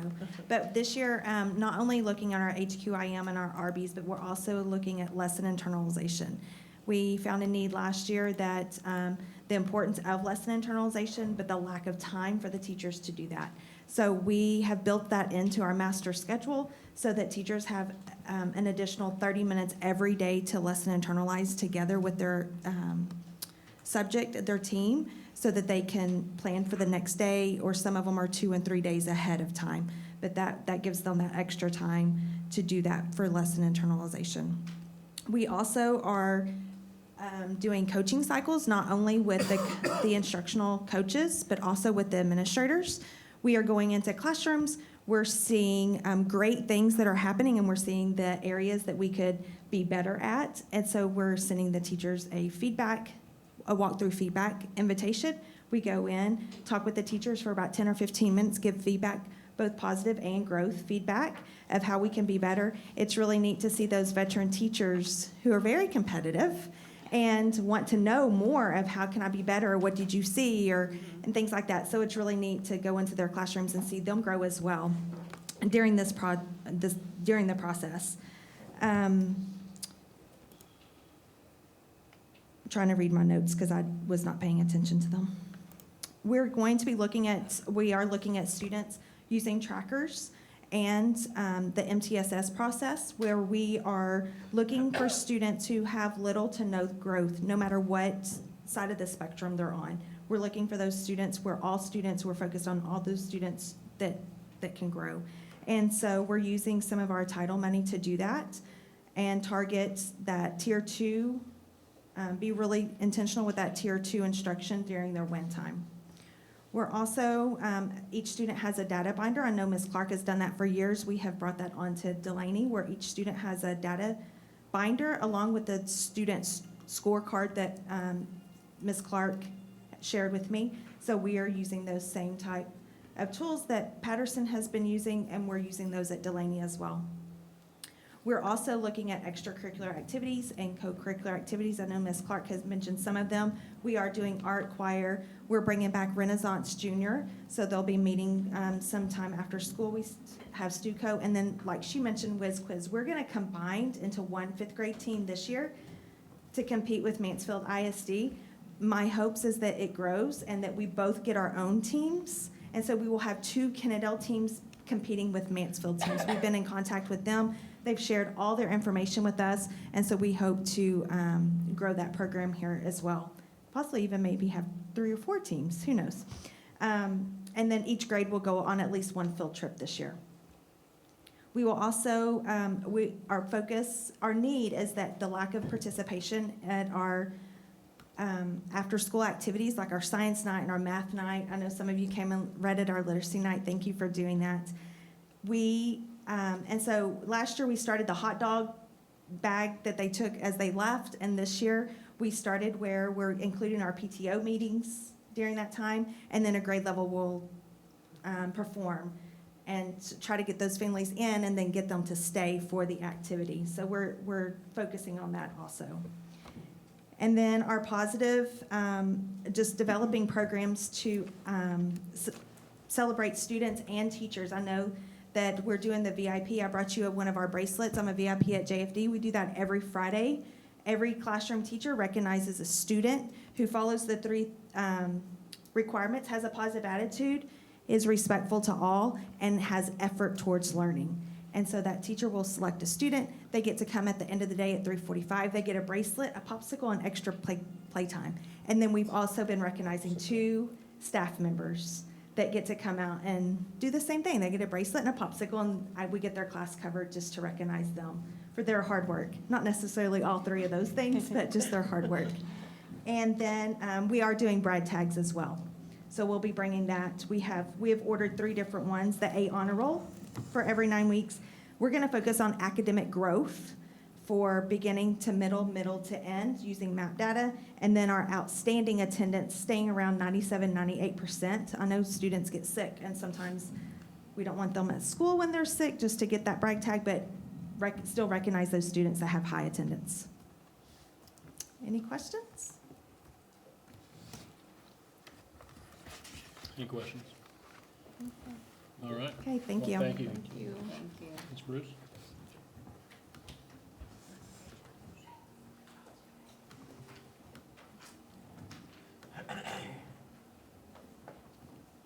Good evening. Kennedale Junior High is outstanding, and so I'm going to tell you about some of our outstanding plans that we have this year, also known as the Campus Improvement Plan. So like you've heard from many of the other campuses, we also have a focus this year on making sure that we're using our HQIM instructional materials along with our RB strategies. We are working a lot with our instructional coaches in the model, train, and coach cycle. We started that last year, but didn't quite get it as successfully we want, so we're refocusing and making some adjustments. We've had a lot of support with Ms. Bowling's team in helping us get into that right direction with it. We are still going to maintain our student data conversations that happen with the teacher and the student in regards around their MAP data. And they do that right now. They're finishing it up with most of their teachers, and they'll do it again late January through February, because if you don't know where you're going or where you want to get, you can't quite get there. And so we're trying to make that learning visible for our students through that goal-setting process. And you know, sometimes you're always making those marks, sometimes they slip down and then they reset those marks. And that's just part of the learning cycle. We are continue to implement the PLC process at Kennedale Junior High. Our teachers have a 45-minute, the core teachers have a 45-minute block of time every day where they have the opportunity to work on internalization with each other, support each other, and at the same time, this allows the administrators to get in and kind of help with that feedback and classroom observation cycle. We're trying to make sure that this year our discussions are a little additionally more reflective. We've had some good training over this last year, and we're getting that opportunity right now through the TIA cycle of even making us stronger leaders. So if we're stronger leaders, then we make stronger teachers, which gives our kids better results. Always the goal, right? We're continuing to focus on our student support team, and we have upped our cycle this year. And so we are moving to 2 meetings a week, and we're doing that during the day. So I have a team of teachers that have it built into their day. They happen to be our interventionist teachers, so the teachers that see and interact with the kids the most. It allows us to kind of really dive into where the kids are in at the moment and make some reflective adjustments for them. And that's a new step up for us this year, and so we're pretty excited about it. Is it perfect? No, but nothing is the first time, but a little better each year is what we're always aiming for. And I can say that that is definitely something within that cycle that we've been able to do. Very, very, very, very new for us this year is Level Up. You hear the other campus refer that to win time. We are having level up time because children at the junior high are really into gaming. They like to level up. Where are their XP scores and that kind of stuff? And so we've implemented a 20 to 25-minute block of time every day into the student's schedule. And we started the year with just building culture and around SEL, social emotional learning, and just kind of studying the norms of the campus. We did that for about 3-4 weeks. And then we moved into Quill. Quill is a grammar software that allows kids to work on certain tasks, and our English teachers put that out, and our kids were setting goals for that. We've now moved into the Level Up math cycle, and all of our kids get another extra dosing to 20 to 25 minutes, because transition time, focusing on mathematics in their day, and that aligns definitely what you saw on our DRNI CNA with our STAR results. Our math just wasn't where we wanted to be, and so this is really that big focus and that push around that. The kids do weekly tracking of how much time they're spending on it. They're also reflecting like what their attendance was for the week, were they tardy, and trying to draw those connections that my participation and my being presence really makes that big impact for them. We are starting the goal setting phase about where do you want to be in the next 3 weeks. And so we're using iExcel and the Dreambox software. We've been using our funding for that. And it's a first, so we're jumping over those normal hurdles that you do, but we're starting to see some really great success. And I'll explain how that success is celebrated here in a little bit further down. We are continuing to work on engaging our student, staff, and communities into our community. We continue to focus on making sure that we have good communication with our parents via our Parent Square and our Facebook. Miss Ferris is outstanding. She makes me look great. She is outstanding, and she loves to do it, so I'm like, yes, ma'am, please own it. You're outstanding. One thing that we are continuing to push a little bit harder this year is we want 2 positive office referrals from every teacher each semester. So that's 48 teachers, that's almost 100, and so I can get the list. I can find those other ones. And then that positive office referral usually looks like I invite them in, I ask the kid, are we tricking your parent, or are we being for real? And the kids choose, and then we just call and read out the great things about them, and then I usually give them a piece of candy on their way. I'm trying to think about how to tweak that a little right now. I've got an idea, but I'm not quite ready to finalize it yet. We are still making sure that we're supporting our 6th grade students and making sure that they're prepared for this transition from elementary into secondary. We used to do planners for every grade level and binders, but we've made an adjustment to that to this year.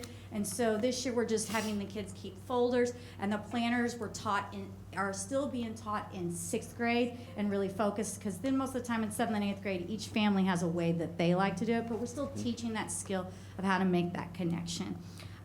This year we're gonna have even more A+ competitions, and we will win and succeed.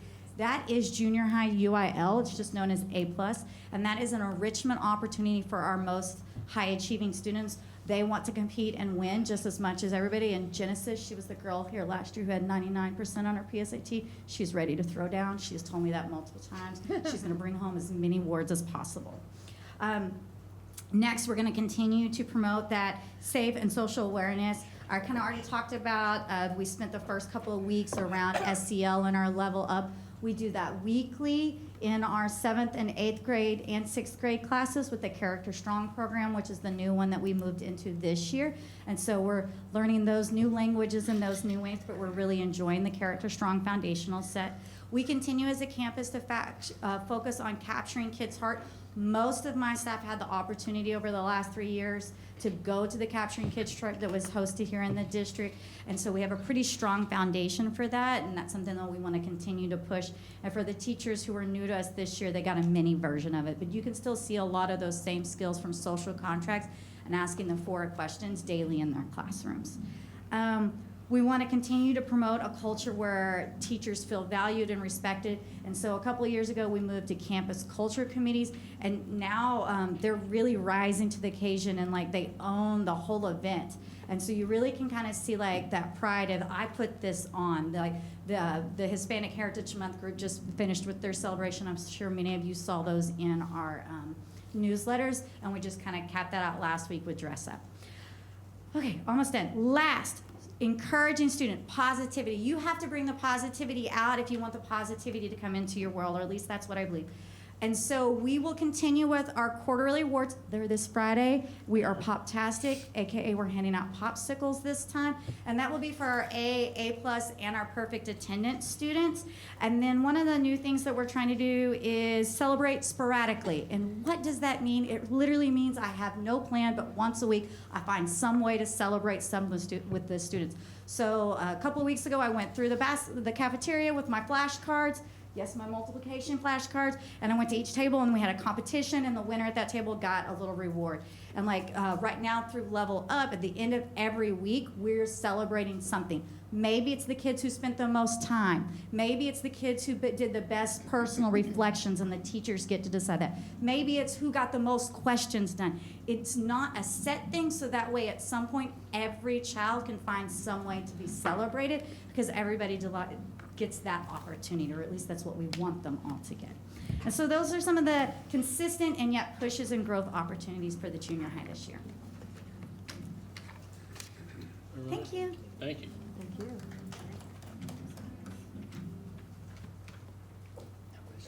Mr. Cagle. No questions, I guess. Kennedale High School, we are a small school with big expectations, and we've adopted the theme this year, Together We Rise. Our primary goal is to be an A campus. Let's not go anywhere else, and that's where I'm going to start tonight. The campus improvement plan that I've submitted this year has, it's a little leaner than in past years. You may have, if you've been here a while, you may have noticed that, but it still has lots of strategies, including we have themes. But if we are going to be an A campus, I can tell you one thing in my experience, that there are lots of things, lots of little pieces that we're going to have to do cumulatively get to that point. We've set some pretty intense goals, or what we call our intended outcomes with all of our strategies. And one of the biggest things that you're going to see that's different from our campus this year is that we are pushing each other to be more publicly accountable for the outcomes that are embedded in those campus improvement plan goals. You've probably seen some of that the last week, 2 or 3. One of our biggest goals right now that I'm really going to start hammering in, we were going along great the first 6 weeks. We were right at our goal. We have set a pretty high goal of 96% attendance in our school. And one of the reasons is I know that that's what it's going to take to get back into those academic distinction categories and some of the others, but also it does a lot of things for us. If we can get kids in school, we know they're going to be more successful. So that is one of the big numbers that we are going to target all year. It's going to help us follow, and it's something people are easily can track. Another one for me, Dr. Vu said our TPAS goals will be aligned to the district plan, and one of mine this year is going to be our TSI MET rate. That is the equivalency of students, the seniors that perform at the TSI college readiness standards on the TSI or SAT. That is also in the strategic plan. In our campus improvement plan, I've actually gone a little bit above. We were at about 29% last year. Our strategic plan, I believe, wants 30, and I've got a personal goal, or not a personal goal, a campus goal right now of 35%. We know we've got to get aggressive in this area, because this will be what I believe the last year that we have the Texas College Bridge remediation course for kids who are not meeting those standards. And so we've got to start performing better, and we've got to do it quickly. So with that, in our campus improvement plan, please note that those two are some of the biggest outcomes that we want to get to. But with all of that, I know one thing over 20, just reflecting upon my career, getting here in the mid-20-year range, I've tried to go back with our campus, and we are trying to go back to the basics of using PBIS and positivity, recognizing kids, recognizing families, recognizing teachers. And we are doing that more publicly. Yeah, I hope you've seen that. I've got some good pictures of Dr. Allison right now working on our wall of fame. Dr. Vu wanted us to be very specific in praising kids with map growth and some things, and just targeting some specific things this year. And I think you're going to see that when next time you start coming into the school as we build that. We're talking about what is it that we can recognize kids for that will help us get to the A. But to motivate kids, we've also got to motivate them to want to go to college and do things in post-secondary. We have some big plans to increase exposure. We wanted to grow our career fair. We wanted to give our kids chances to go to college campuses. We are bringing outsiders in. On November 17th, UTA, College of Nursing, they're going to bring in a speaker, and then we're going to turn around when they're done and take our kids in the nursing program over to UTA for their afternoon campus visit. So we're going to bring them there and go there. We've not done that before. We had a speaker today that was an alumni that gave about 30, 35, I didn't get the final count, of our top students insider information on the Terry Foundation Scholarship, which is the largest Scholarship Foundation in the state of Texas. And so we're bringing that exposure in. We are increasing our communication. Bear with me right now, parents. We've got about a 3 more week window before our kids really don't have that opportunity anymore. This is when most of the college visits are. A lot of applications are due at the end of October, the end of November. So please understand, if you see a lot of communication from me, it's intentional. We're trying to keep our kids on top of the ball game. Our kids, to motivate them, I'm gonna do everything that we can to do that. And that is just letting you know. But we've got to keep them motivated. We recognize them. We've got exposure. They've got to have a reason to want to do good on the TSI. And then we got to provide support processes. We have our PLCs that have shifted direction this year, and they are going into the classrooms. They are doing modeling in those classrooms. They are working with some new curriculum there, and we're seeing some great things come out of that. We are becoming more data-driven. We have data binders, data walls. We have data sheets for kids. We have goal setting going on that we've carried over from last year. And again, all of those things are being done with at the teacher level, at the grassroots level, and that's allowing me to turn my attention to some other things, which is a great change sometimes. But anyway, with all of that said, one of the biggest things, though, that I could say is that with all of this campus improvement plan this year, I'm going to try to be more publicly accountable and make people and our stakeholders know what it is we're trying to achieve. These big documents, yes, they may have 80 strategies, but if no one knows what's in it and no one knows what we're trying to do, it doesn't do us any good. I've learned some lessons after contacting some parents, working with family. We've also worked our MTSS processes. We've already had, at this point in the year, 48 ARDs. We have had on our campus, I believe, about 40 or so MTSS meetings. We could add to that 504 meetings and some other things. We've tried to get very aggressive in getting families involved with kids who need some of the most critical support, and I think that's making some changes. Our kids got off to that start again this year, but we brought our failure rate down to a point at the beginning of this year that I hope that we can continue to work off of. It took us a long way to get there, and it is a good sign that we've got off to a good start this year. That's a lot of stuff. But we are working on all of this. Our goal, though, is to be an A campus. That's it. That's all you need to know. All right?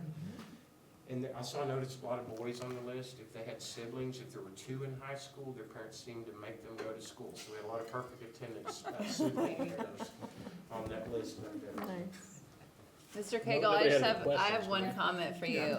I know you said, bear with me, parents, I'm trying to get this out. I personally manage several Facebook pages for various things. It takes a lot of work. So the fact that not only you're getting it out, but at the level and the volume you're getting it out, and it's all to help students, it's to encourage to encourage them to apply, encourage when it's free, encourage, all of these things. I just want to thank you for all of the time and energy and effort that you put, blood, sweat, and tears, and lots of time. I mean, and I see that, so. There was a kid that shocked me today, and I got to say, I was wrong. I'm tired. It's one of those Mondays you just start off and go, well, we need some sleep on Tuesday, I guess. And so this little girl came up this morning. I mean, I'm standing in the hall just looking around, just doing hall duty, and one unexpected and said, Mr. Cagle, I just want to let you know I had 11 applications done. I did my last one last night, just before midnight. And I went, holy cow. So that's cool. And it's going to be some kids that have some opportunities. This is good by the state, by the way, if I can recognize our leaders, because I think this paid off in a lot of districts. But I think there were some private schools, interestingly enough, that kind of, I think, either jumped on board. I know that it seemed like TCU had some free apps this week, and ACU. And so I know that a couple of schools got applied to for free, also that were private. So I know not everyone has someone at home that can remind them, and I know not even people that might have them, those parents forget, so thank you for being that reminder for a lot of kids. It's good stuff. Yeah. It's good stuff, but together we rise. That's right. Thank you. Thank you. I do All have right. a question. Oh, you do have a question? Mhm, All not right. necessarily. Mr. Cagle? Not for Mr. Oh, Cagle, oh. not necessarily. Oh, okay. You what? I don't have a question for you, but I do have a question. So, yeah, okay. So my question is either for Delaney or Dr. Vu, whoever. I hear the correlation or the alignment of kind of like what Patterson is doing, Delaney is doing. I've made note of some of those things. But there are additional challenges at Delaney, given the score. What pointed things are you believing are going to specifically target those issues or growth areas, whatever those you have decided are, versus just some of the Priorities. mimicking of the other elementary school? Well, I can speak to some of that, and then I want to give this court a chance to Okay. weigh in as well. One opportunity that we've had this year that's worked that I'm really happy about and proud of is that I've had the opportunity to go to Delaney every week for the past 5 weeks. We missed last week because of some scheduling conflicts, but we have been able to sit down, look at the school improvement rubric, which is provided by the state, and go line by line and talk about where are we here, what can we do to move from level 2 to level 3. And then each week when we meet, we say, all right, well, the last time we met, we said that you were going to do this and this and this. Mr. Lumen is part of that as well. I don't think that Delaney needs different strategies. I think that they need to continue the strategies that have been in place and make sure that they're happening consistently and across all the grade levels. I mentioned this previously, but when you break down the student data by individual grade level and by individual teacher, we have pockets of greatness at every grade level. So that tells me it's not a curriculum issue. That tells me it's not a professional development issue. That looks like a consistency issue. And that's verified by the pockets of greatness we're also seeing at Patterson. And so the great opportunity that's been given to us is that Mr. Lumen, Ms. Bohr, and I have a chance to sit down and just talk through these things. It's so easy, and I do it too, it's so easy to get caught up in the day-to-day fires. But the day-to-day fires are never gonna go away. And we are literally a school that is tasked with improving student learning outcomes. And so that's one of the things. We've had so much success with Delaney and Arthur. We've had different people come in with all the various grants that we have, and they have raved about what they're seeing on our campuses. And so I've set up meetings at the high school and the junior high. I've had the opportunity to meet with them as well. I'm meeting with Patterson next week. And during the first meeting, I say, day-to-day fires are going to happen. They're never going to go away. But for 1 hour a week, we are going to focus on instructional leadership. What are you doing? What can we do better? Because it doesn't matter how great things are going, you can always do better. And it's given me an opportunity to work more closely with the APs. I don't get to talk with them as much. And I just think overall it's supporting systems growth. So with that, Ms. Bohr can come down and tell you more specifics, because there are things as well. But just holistically, we're seeing progress with the things that they're already doing more consistently. I would say the biggest impact that I've seen so far, just the first 9 weeks, is really with the intentional coaching of teachers, of those cycles of going into classrooms, going back into classrooms, going back into the same classrooms, looking for what we're doing as far as a coaching piece of that, along with Mr. Lumen and I, plus the instructional coaches are doing that every single week. We try to get into 5 to 10 classrooms a week, and then we try to coach at least 3 of those teachers into, just the biggest need.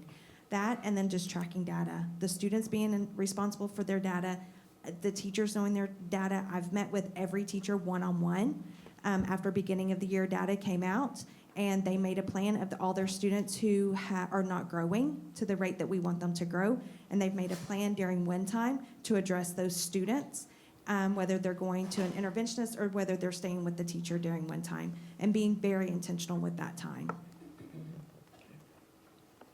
Thank you. Does that That helps. I answer? think, research shows when you track it, things improve, right? So. Well, and I having the loved when you- students track it also. Yeah, and I loved when you said the students were gonna start tracking it and taking some ownership and some awareness of where they're at and where they need to be versus just us seeing the data, right? Yes. As parents and teachers, the students, okay, all right. there's a saying that says, what gets measured gets done. Yep. What gets measured publicly gets done faster. And I think we're seeing that at Delaney. She mentioned the coaching cycles, but I just have to give a shout out to her. She and Mr. Lumen, they have coaching logs. They're talking about what they saw. Here's the expectation. Here's what we saw in the classroom. Here's when we went and spoke with them, and here's when we're going back. Another thing that we've talked about with coaching, we're talking about this at all the campuses, is that coaching, there's this, I think people believe, oh, that means that you're doing something wrong. Like when you're coaching, that means that you need help. And that's not the way that it works in the world, right? The greatest athletes in the world have coaches. So all of the principals have the opportunity to work with a leadership coach monthly. It's not because they are doing something wrong. It's because I believe in them and I believe in their capacity, and therefore we are investing money and time into growing them as well. And so we talked about the VIP at JFD. Just the fact that they are, in addition to highlighting student success and achievement and all, all those things, I think also highlighting the efforts and time and energy of the teachers is really important too. Living in this world, I mean, educators, we hear a lot about what's wrong and not much at all about what's right. And so all of the principals are being really intentional about recognizing the educators too. They had a site visit last week. This is one of the reasons why I wasn't able to meet with them individually.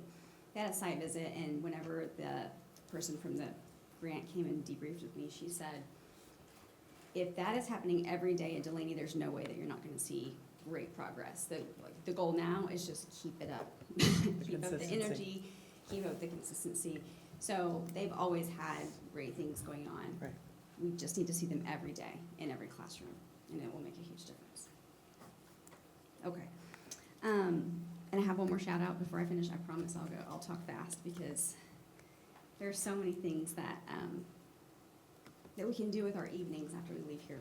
I want to give a shout out to the principals because as I was listening to them, and we've had 2 different leadership meetings where the principals have shared their action plans, and we've talked about, this is what we need to, here's how we can make them better, here's some things that are going well. But if you noticed, in every single presentation, you saw overlap. You saw principals talking about how they were supporting each other, sharing resources, sharing ideas, and we are always, a group of people is always better than even the very best individual. And they're working collaboratively, they're encouraging each other. They're a little bit competitive, pushing each other in a very friendly way. Not, I'm competitive, therefore I'm gonna box you out and not tell you anything, but hey, it's going really well for me. You could go ahead and try it, see if it works for you as well. And I'm seeing that, and I'm so proud of them, and I just want to make sure that you all recognize that too. They're working together, and they are on fire right now, and we just need to keep up the energy across all the campuses. And the sky's the limit. And then, in addition to that, I'm trying to do my part as well in terms of recognizing staff. We put out a staff survey at the very beginning of the year, which usually, there's either praise or complaints about professional development and first day of school drop-off procedures. That's pretty much what we get for the beginning of the year surveys. This year, I'm trying to put one out, not every month, but maybe every 6 to 9-ish weeks, so that we can, if there is something that's an issue, we can address it right away. One thing that stood out in the surveys that went out in October is how many positive comments there were about individual staff members, specifically individual campus leaders, district leaders. People took time to write in this survey about their leadership, whether it's the principal or other leaders, going above and beyond to help make their lives better, their professional lives better. And so one thing I've been working on is pulling out just the positive comments and I'm gonna put them in the administrative newsletter so that everybody can see it. Because it feels good to know what other people are saying about you. And of course, we always have feedback about ways we can improve. And feedback is feedback, and we take what's helpful and we take what's actionable and we do it. And also know that sometimes when people have feelings about something in particular, they're the first ones to fill out the surveys. And so we've had a nice participation rate as well. Okay. So in terms of our drivers and thinking about our overall approach, we are prioritizing these essential actions across our leadership team. So capacity building versus just accountability. Cooperative effort versus campuses as islands. this is a big one for this year, we do this through lesson internalization, instruction versus instructions. So the teachers are teaching and supporting and guiding the learning as opposed to passing out a handout and say, do this by the end of the period. Systematic processes versus fragmented strategies.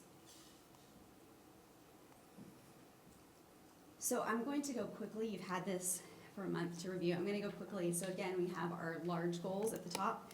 We have the performance objectives, which are the annual goals here, and then we just have the strategies. So goal 1, the performance objective essentially is preparing all students to meet or exceed grade level expectations. Our strategies include HQIM, updated PLC focus on lesson internalization, common assessments, data review and analysis protocols. We have quarterly data meetings that are getting better every year. Updated MTSS processes, and then targeted monitoring for special populations, which is something that happened last year, but it's happening more consistently and more effectively this year. Performance objective 2, students will graduate college, career, or military ready. So these strategies focus on CCMR. So we have ACT, SAT, TSIA preparation, early intervention for advanced courses. So when our students enroll in advanced courses, they'll have regular progress checks and recognition programs for students who are doing well or need additional support. IBC focused tutoring. So when students are in a CTE program, a lot of times they have to take a test at the end of the course or at the end of a series of courses to earn a IBC industry-based certification, and we're going to provide specific tutoring for that. More effective CCMR tracking in K-12, data tools to monitor completer status for the program of study, which is a shift in accountability this year, and workforce readiness for special populations. Performance objective 3 is aligning and strengthening curriculum focused and embedded professional learning. So again, we have quarterly campus and district data meetings, which are really neat. After every MAP growth administration, it's a 2-day ordeal, or a 2-day activity. The principals come in, we also do this with assistant principals, and all of the directors sit and the coordinators sit at a different table, and the principals rotate around, and the directors present their perspective on the data to the principals. We make sure that it's campus specific, grade levels specific, so it's not just MAP growth data. There's software program usage, progress monitoring embedded as well, some pieces involving CCMR is embedded as well. So the principals have an opportunity to hear from the directors. So the directors are putting in the effort and sharing that with the campuses. The campuses go back to their leadership teams, look at their campus-specific data, and then they come back and they share part of their action plan and their strategies with us. So what you're seeing on the handouts, a lot of that is a result of our data meeting that we have. So it makes it very collaborative. A lot of times in districts, the principals will stand up and they're just reporting out to central office, and this is part where we really are all part of the process. Again, strengthening PLC protocols, implementing one-to-one coaching cycles, building capacity for T-test domains 2 and 3, and monitoring progress of special student groups regarding embedded professional learning. So we want to make sure that we have the processes and resources in place, and this is the piece we're saying. We want to make sure they also know how to use them effectively. Goal 2, engage students, families, and community. For performance objective 1, we're focusing on improving the programs and services to support the overall well-being of students.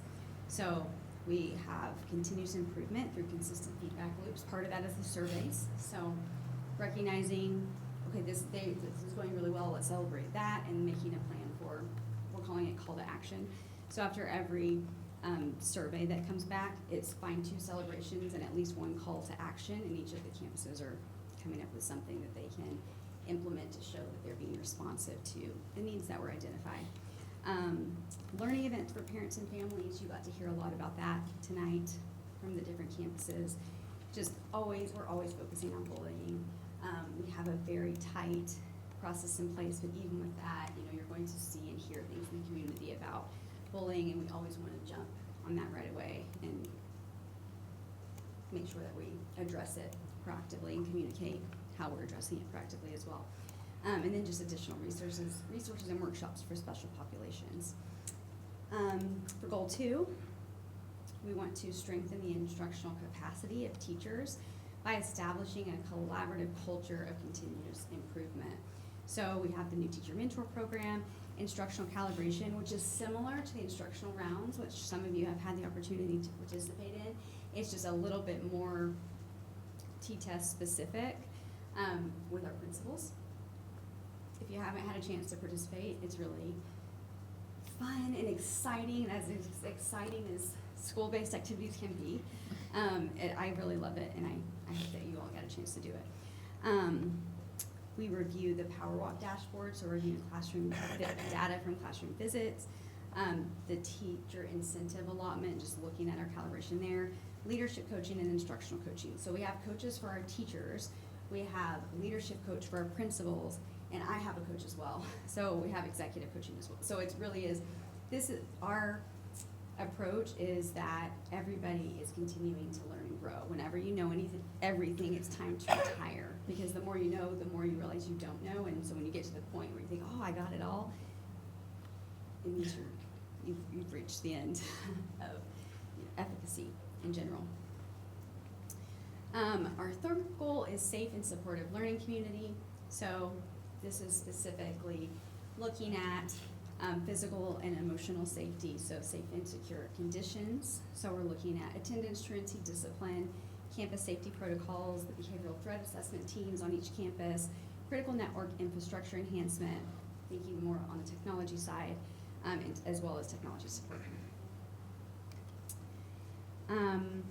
For performance objective 2, it is develop and implement processes and systems to make sure that we're maintaining safe learning environments. So completing all of the safety trainings and drills, code red teams on every campus, and then safety and health infrastructure enhancement. The fourth goal is highly effective systems.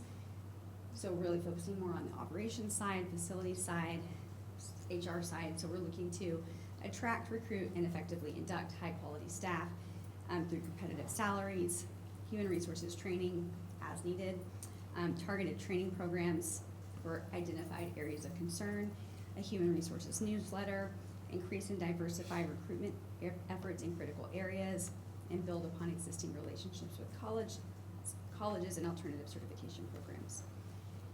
For performance objective 2, regarding multiple and appropriate modes of communication, we want to encourage stakeholder input and participation. So an increased social media presence, website traffic, newsletters, and just data visualization. Performance objective 3, KISD leaders will be strategic in maintaining responsible stewardship of district funds. So improved PEMS processes, making sure that we are collecting all of the money that the state has allotted to us for supporting our special populations, using the TASB staffing matrix to ensure that our class sizes are aligned with the state recommendations for class sizes. That's been probably the most challenging thing that we've done, because sometimes it's tough to hear that, class sizes are getting larger. What's really been great is going into classrooms and seeing what we imagined that would look like. It's not necessarily how it's playing out in practice, and there's great instruction happening at every campus in the classrooms that I've visited, and so that's something that's been really great.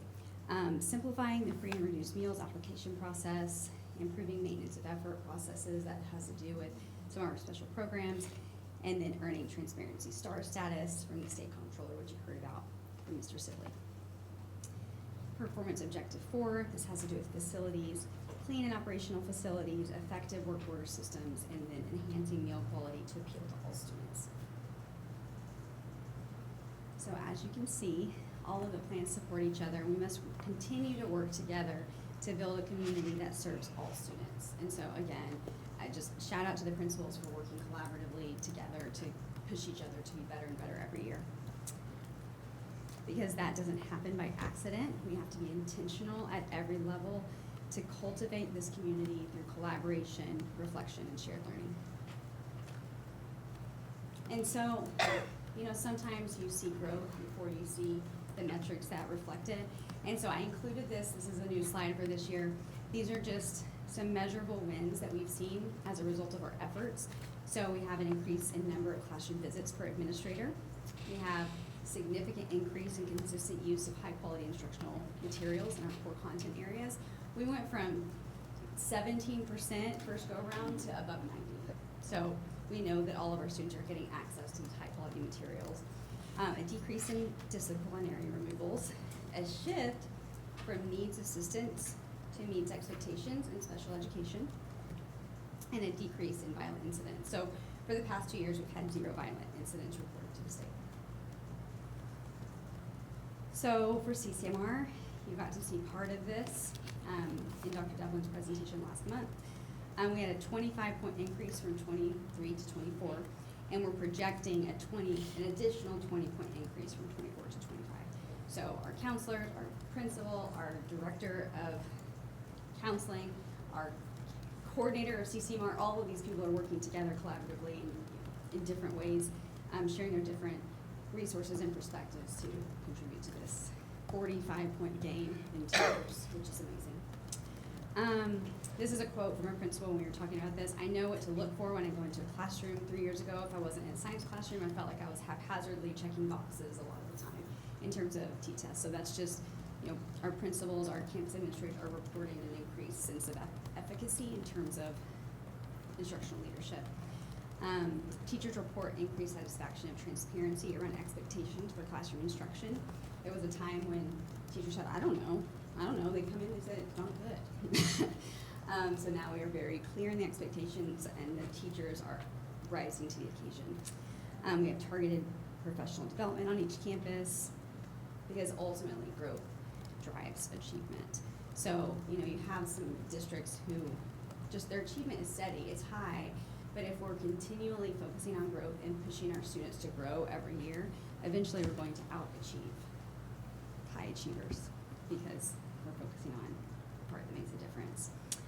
And so with that, some of the resources that you've heard about over the past 12 months that I just wanted to bring to your attention again. We've received a variety of grants that have helped support these efforts. So we have the LASSO grant, you've heard all about that. So high quality instructional materials, coaching support, and improvement planning. Texas Lesson Study, we did work with them last year on improving just the effectiveness of PLC, instructional coaching support and training. The effective advising framework, that was a big part of our jump in CCMR, because it starts in kindergarten. You don't start working on this in 9th grade, 10th grade. You really have to think about the long-term implications of the choices that students make along the way, including the courses that they enroll in. And so that's been a focus, and we've seen great results from that. And then last year we finished our 2-year partnership with Texas Strategic Leadership, where Dr. G and I worked with an executive coach and worked on our strategic plan. What's next? So I will take questions, of course. In addition to that, again, tonight's presentations are for information only, and next month I'll come and we'll put this forth for your approval. We won't have a presentation. So remember last month when we presented all of this information to you, we're seeking approval. And again, you're not approving the entire plan, you're approving the performance objectives only, which is why I included those as a separate PDF in your board book. What questions do you have?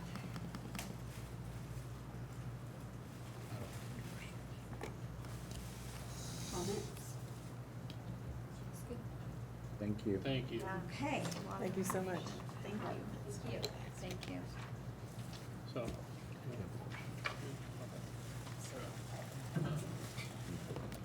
All right, with that, that brings us to 8 business items requiring action. 8A is discuss and consider the district's bank depository contract. We do this every couple of years, so. Yes, tonight I'm presenting to you the district's bank depository contract with Wells Fargo Bank. Just some background, the Texas Education Agency requires school districts to designate a bank depository for the safekeeping of all of our district funds. These regulations establish that the district's initial contract for the depository is for 2 years, and then it may be extended for 3 additional 2-year periods after that. So it's for a period of 8 years in which you can have an extension on the contract. The first contract with Wells Fargo was in 2021, so that initial term was for the 2021-2022 school year. And then the first extension, the two-year extension, was approved in 2023 for 2023-2025. The action that you're taking tonight then is the second extension for 2025 through 2027.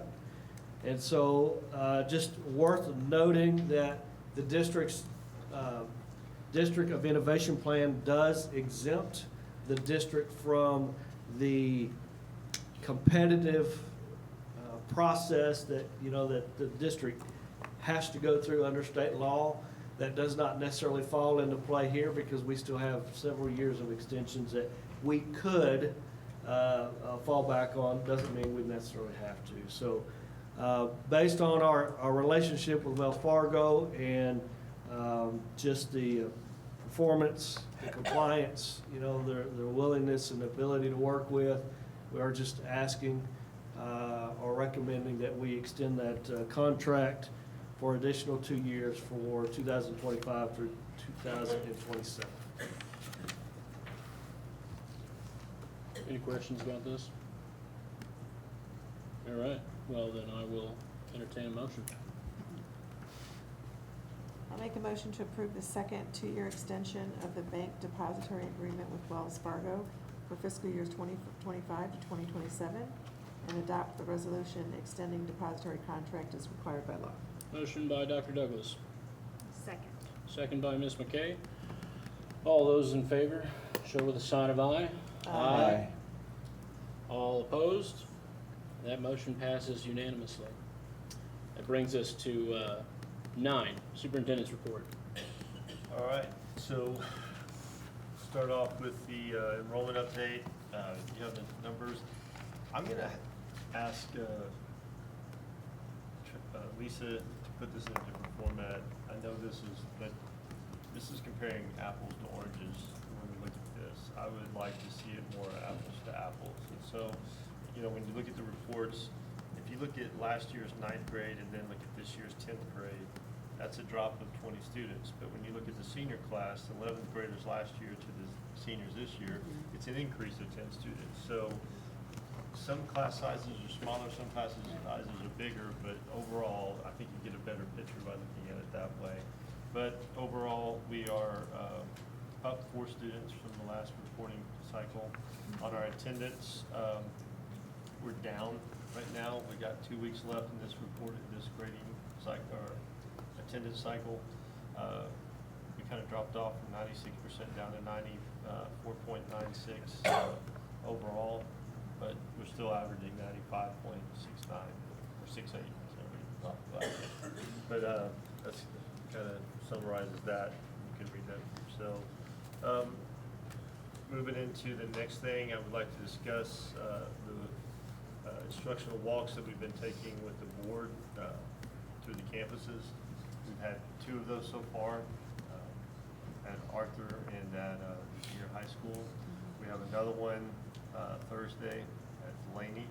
How many of you are going on that one? 1, 2, okay. I may not be able to be at that one because I have a conference, so I may not be at that one on that day, but y'all kind of been through the routine. But I do want to talk to what the purpose of that was and what hopefully you're seeing by participating in those. And Dr. Vu, when she sat there and she had the wins up there, and we talk about all the things that we have in place, we can talk about it, we can talk about it, we can talk about it. But until you come into the classes and you actually see and go through the processes with our administrators, with us, and see what we're doing, it's hard to understand what we're, we throw a lot of information at you, but the reality is until you can actually see it, and I think that's the value of the instructional walks with you guys being in there.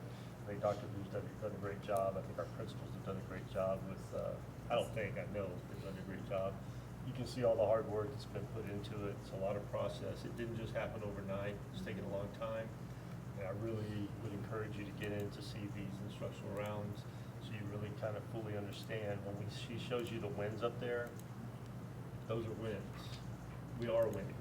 And, it may not always show up on the STAR test and all that stuff, but the reality is we're winning, and we got a lot of great things going on. And so kudos to our principals once again, you know, for driving the instruction. I will say, it's come with a lot of blood, sweat, and tears.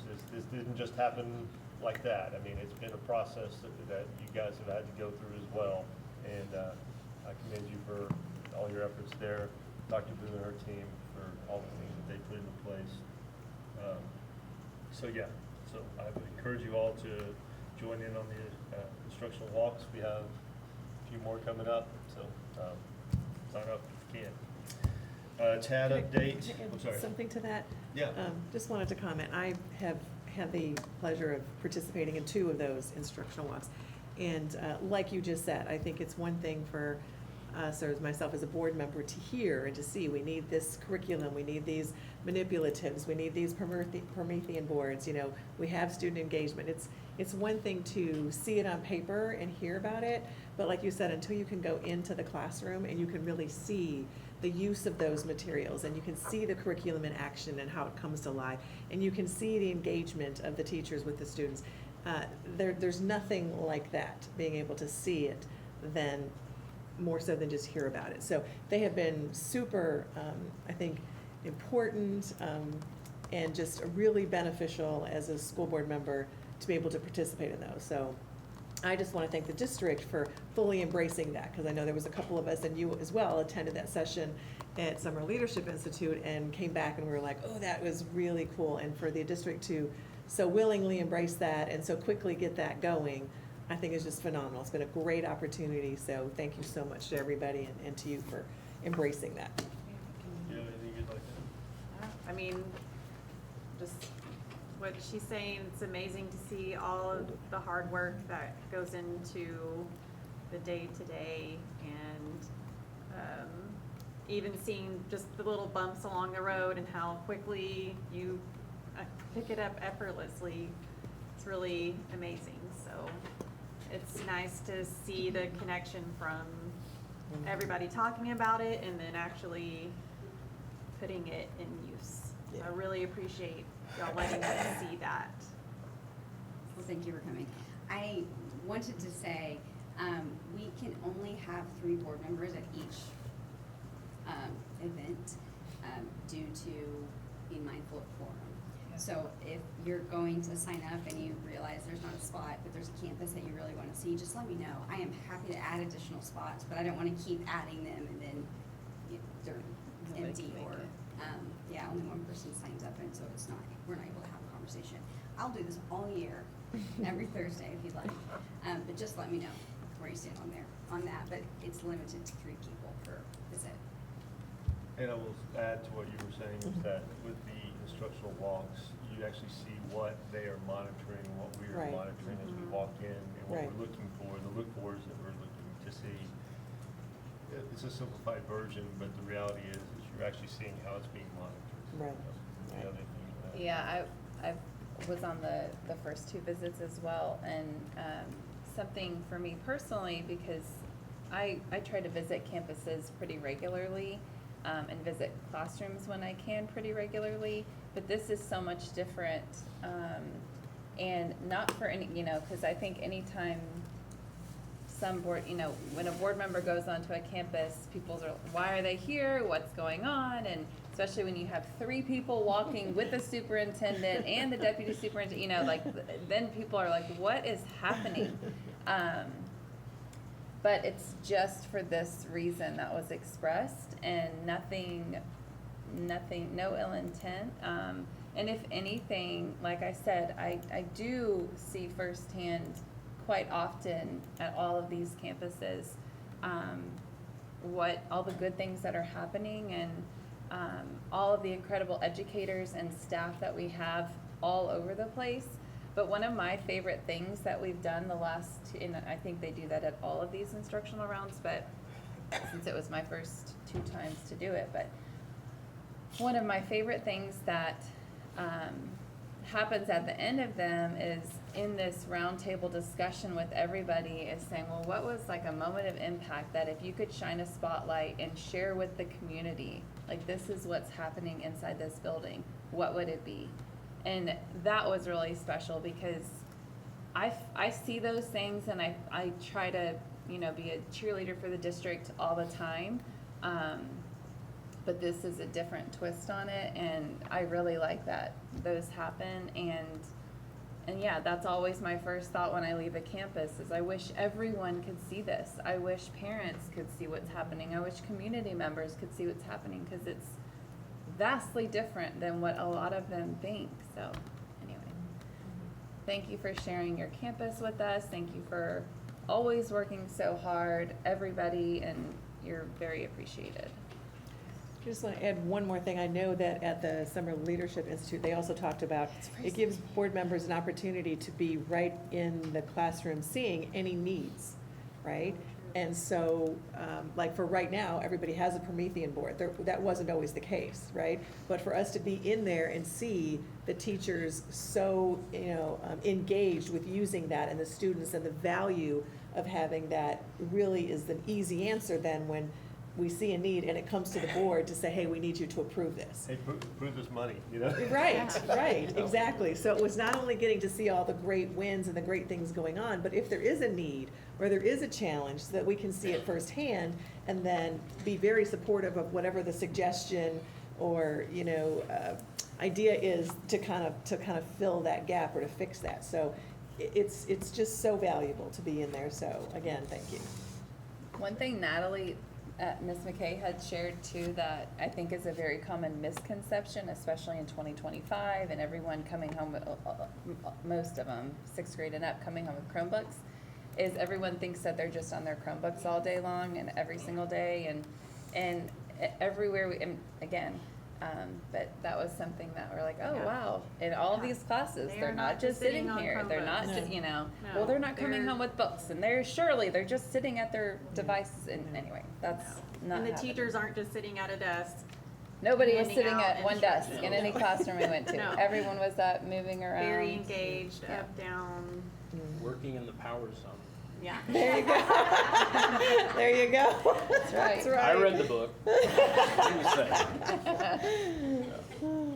It is freezing in here. Yeah, it is. I was sweating I earlier. am No, it's way better. dying.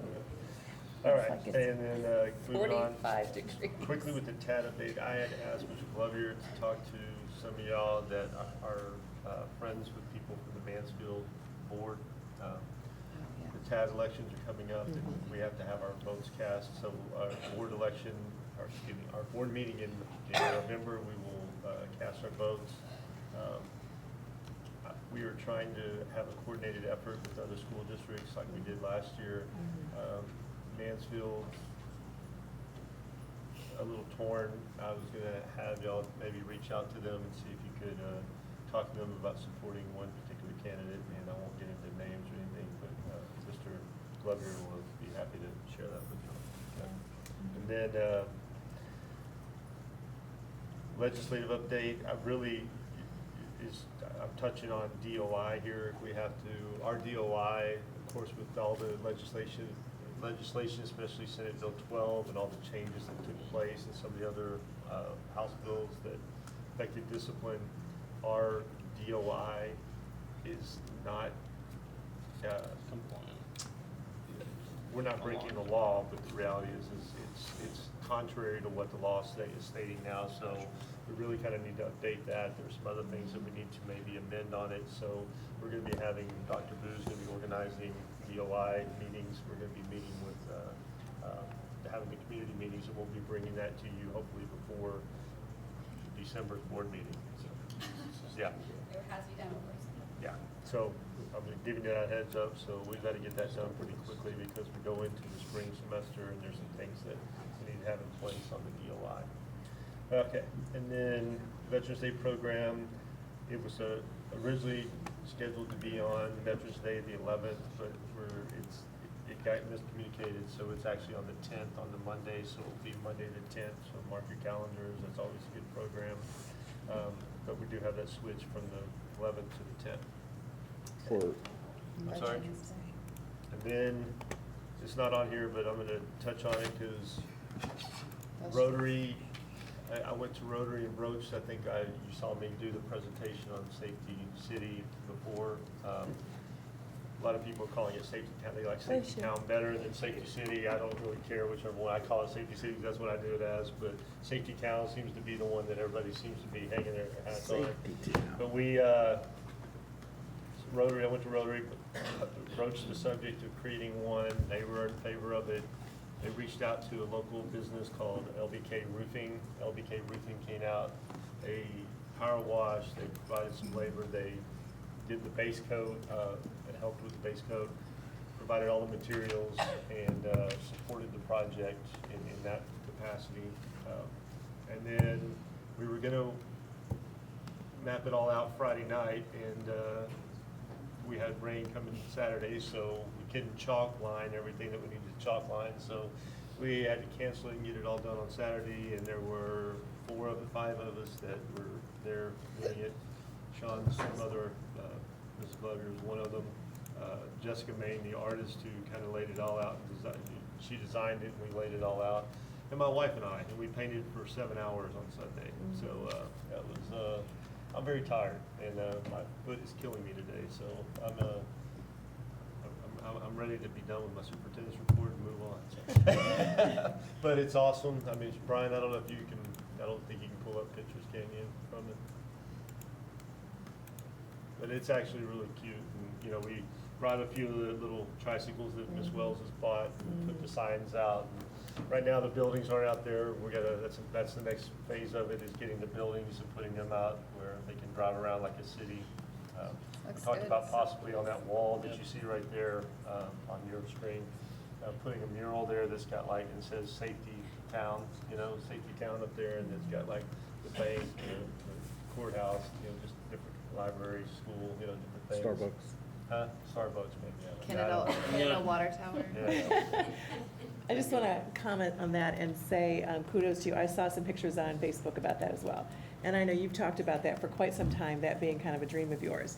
And so when I saw the pictures, not only that had that dream come to fruition, and I've seen the little bicycles and tricycles and all the stuff kind of already ready, you know, at the Early Childhood Center.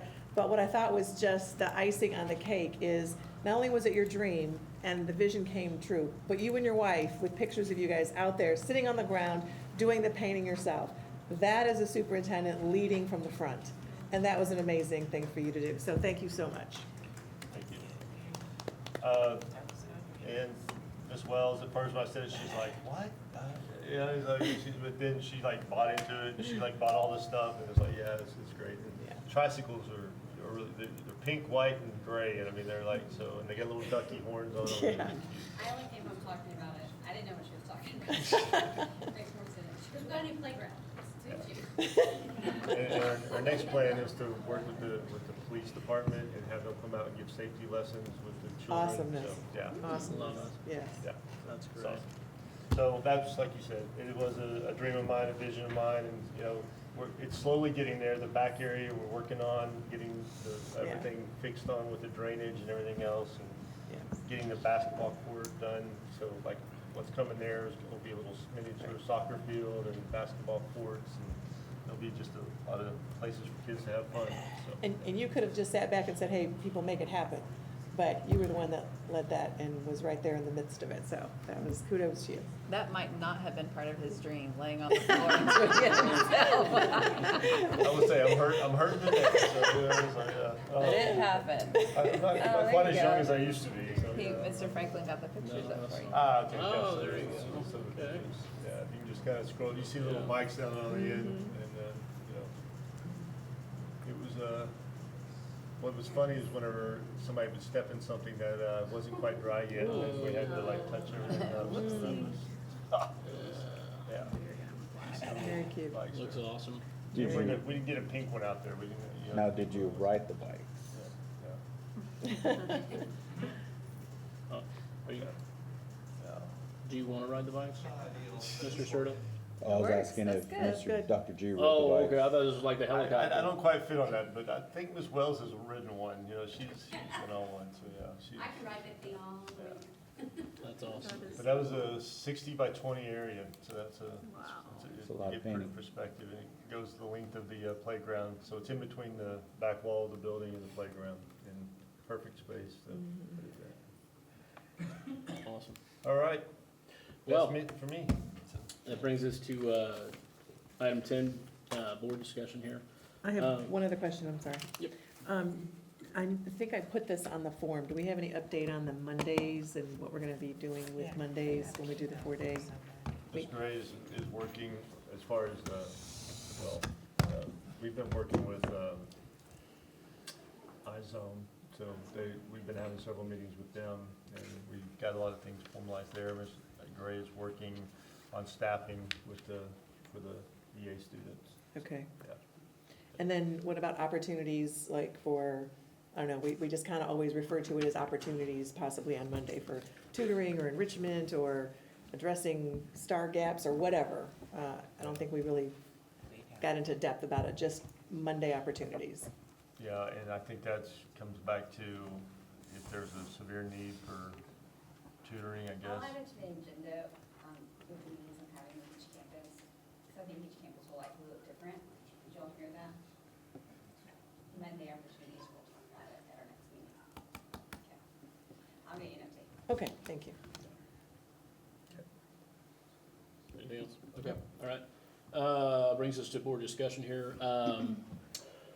First and foremost, we need to have a special meeting to set goals for the next year. And we're gonna do it tonight, but actually after looking at the campus improvement plans, district improvement plan, I don't know, I don't think it was gonna happen tonight, so. Plus, Mr. Owens has left us, so, for the night, he'll be back. Let's clarify. So, anyway, so we need to, set a meeting for that, looking at, possibly next weekend, or next week, excuse me. That should What say do- that should say the 31st, not the Yeah. 21st, so 27th through the 31st. Okay, thank- 31st is a Friday, I don't think we're gonna be doing anything. Okay. So, that's the whole week, right? Yeah, next week. Mr. Owens is out. I prefer earlier in the week Earlier in the versus week. later. Yeah, Thursday and Friday are best for there, so I don't know what that looks like for y'all. What about Tuesday, 28th? 28th? 28th? Wait, is that not, Yeah, oh, that's- I'm sorry. That's the 28th. Yeah. Yeah, it's part of the, Yeah, it's in the range, right? yeah. Yes. That's better. Yes. I could do Tuesday. I don't think that, Or the 29th, it's up to you. I can't do the 29th. 28th, 28th? Yes. Oh, yeah. And, okay. So is that a go? That's not gonna sounds conflict like with it. anyone's Monday night football or Thursday night? Wait, Wait, Tuesday, October 20th is Tuesday. I know, that's why I said that, like tonight, where it's Oh, same. conflicting Oh, yeah, with we're missing someone's, you know. No, Monday he's saying night it's not gonna affect anybody's. So, all right, so October 28th, At 6, I have a question about the 28th. I have penciled in that there might be a junior high last football game. I don't know about that. Junior high game on Tuesday night. Ms. Bruce? Is there Yes, we have a spooky night concert. I don't think on that's the Tuesday, question. the 28th? Of October, Yeah. November, Next Tuesday, the 28th. Do you have a A football week game from next Tuesday? tomorrow. Thursday. Yeah, A it's week from- Thursday. The spooky It's the one. 30th, yeah. Is there a football game on Tuesday? Yes. It's our last home football game for 7th grade here Okay. on the 28th. I'm sorry. I'm just thinking You have about a- spooky I have a time. cheerleader that I have to go watch and support. So what about Monday? What about Monday? 27th? I just missed my Monday. Can't do night. it. I won't be able to do Monday. Did we say the 30th? Was there a problem with the Thursday, 30th? We have the 30th would band. be, what's Band. that? The band. Oh, band. 30th is the junior high spooky band concert. Okay. So We then have literacy night, November so I can't do it. So November. 5th and 14th? Yeah, let's try that. Yeah, Okay, that- so, I don't know if I'm here that week. all right, then, Oh, that's the second week of November then. Where do you Well, want? nobody can do the First 10th, week because of that's the November. Veterans Day. So 11. What about the 12th? I'll do that. I'll be at I may- Camp I Grady may not be Spruce. available that week. Yep. So that You leaves will the not? 11th. I only have the The 11th. whole week? That's Veterans Day, that's not available. Not looking. 13th? Nope. I'm going from 12, 13, 14. Tom is the football game. Next week. Oh, 14? the football game is 5 to 6:30. Y'all can do it on. We do We can 7. meet at 7. We could. Would y'all be okay with So you 7? do Monday or Tuesday of the first week. So 28th at 7? 28th at 7, does that work for y'all? We're back to October 28th Oh. at 7. Back to. Works for me. October. Back to October. Okay. Back to October. Yeah, it's here, right? Oh, Yes. good, I didn't You're already scratch it here. out. Yeah, Okay. it's a home At game. 7 yes. PM. That's Home correct. game, 6 to Yep. 7. 6 to 7, oh, 6 to 7. Well, it should start around 5:30, but it only lasts about an hour. Yeah, so But 5:30 to sometimes they have to start 6:30. much closer till 6. 7 PM. Okay, so 7 would be fine. Okay, Boom. all right. No? 7 PM, yes. Okay. So, Thursday, the 28th, Tuesday, October 28th, Tuesday, the 28th. 28th. Yes. That's, 7 PM. That's okay. Eat here. lunch, eat dinner. All right. All right, and that brings us to, of course, the next thing is the regular meeting We're Can we not do that moving on- it, are you? No, no, The no, it's 20th? a regular meeting. of November. That's our regular. I won't be here. I believe it is. You won't be here the 3rd Thursday? I just But have you to, could- It's okay, you can I just call have me. to replace my air filters that day, so I'm I good. won't be here. And I'd it's a rather not. busy month. The week after that is Thanksgiving, so. But did we say, You're not here that whole week, or are you just that day? Camp Grady's first is the 12th, 13th, oh, I'm sorry, yeah, and then after I get back from camp, I'm gone the 15th through the 20th. Yikes. And you're gone the week of the 10th through the 14th, I right? am.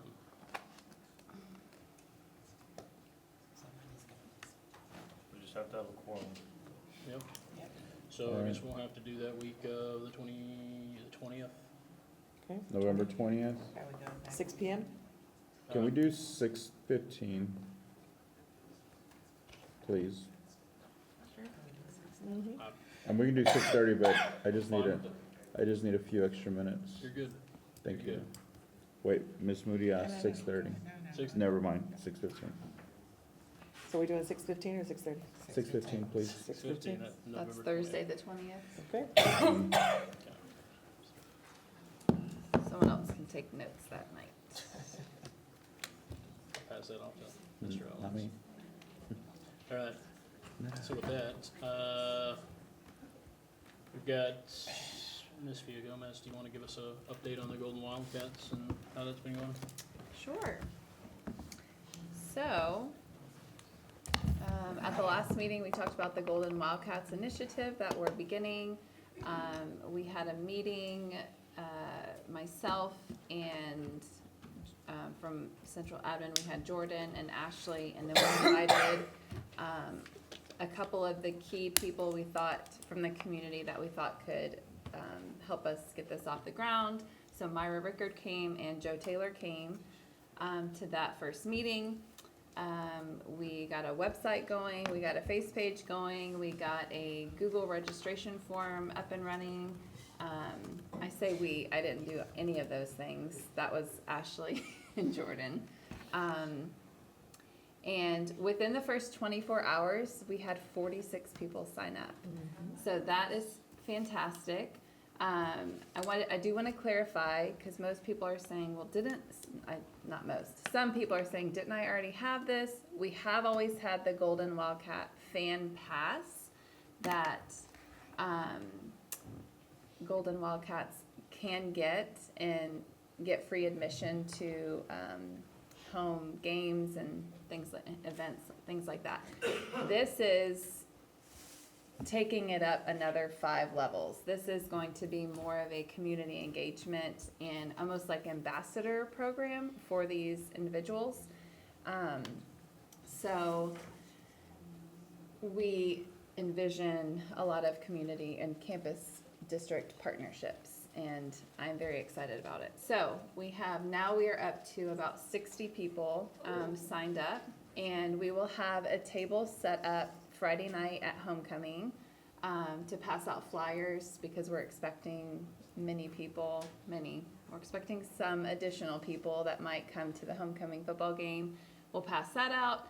And then the all-class reunion is Saturday at the high school. I will also be going to that to pass out flyers and share information on it.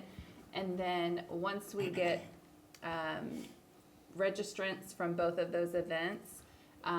Ashley is going to send out an email to everyone that has signed up so far with a poll of a few options for our first meeting date. We were thinking of having it at Arthur in the cafeteria, because all of those friends are going to want to see the inside of this beautiful new campus that's been renovated and is so different from anything that they remember.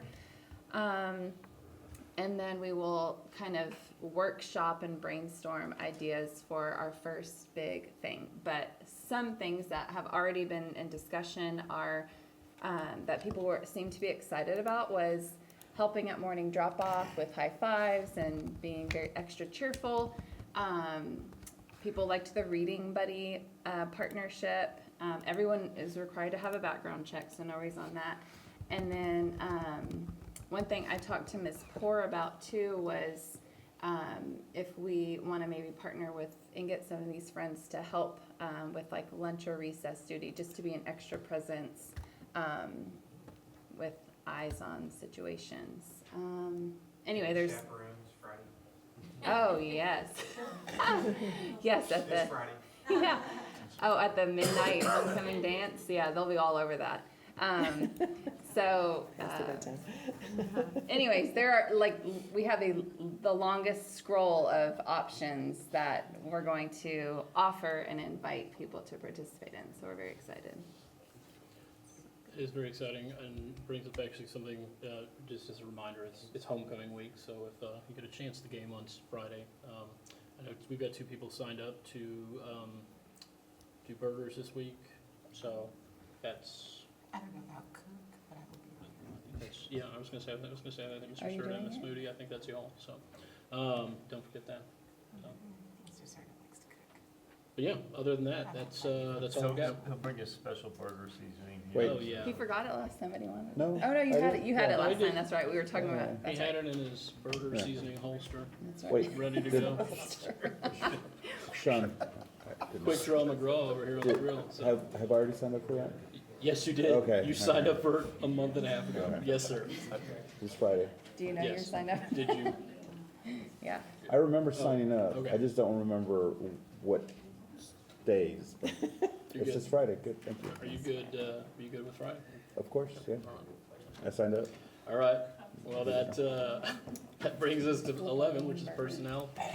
All right, so at the last board meeting, we were bragging that we didn't have any open teaching positions, and Ms. Wells had to throw a bummer on that and said she had a resignation.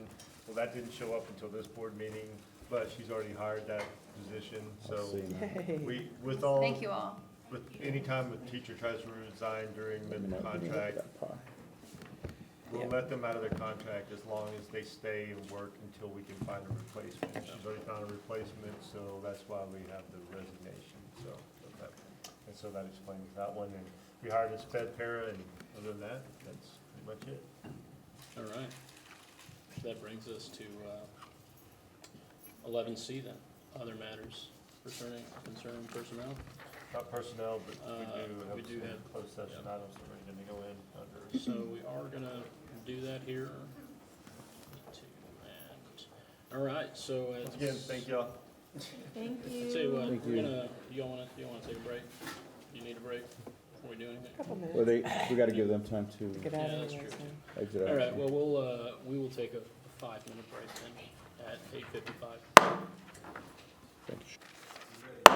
Coming back at 9:03, and that's actually going to lead us into closed session. So the board will now adjourn into closed session pursuant to Texas Government Code 551.072 and 551.082. So 9:04.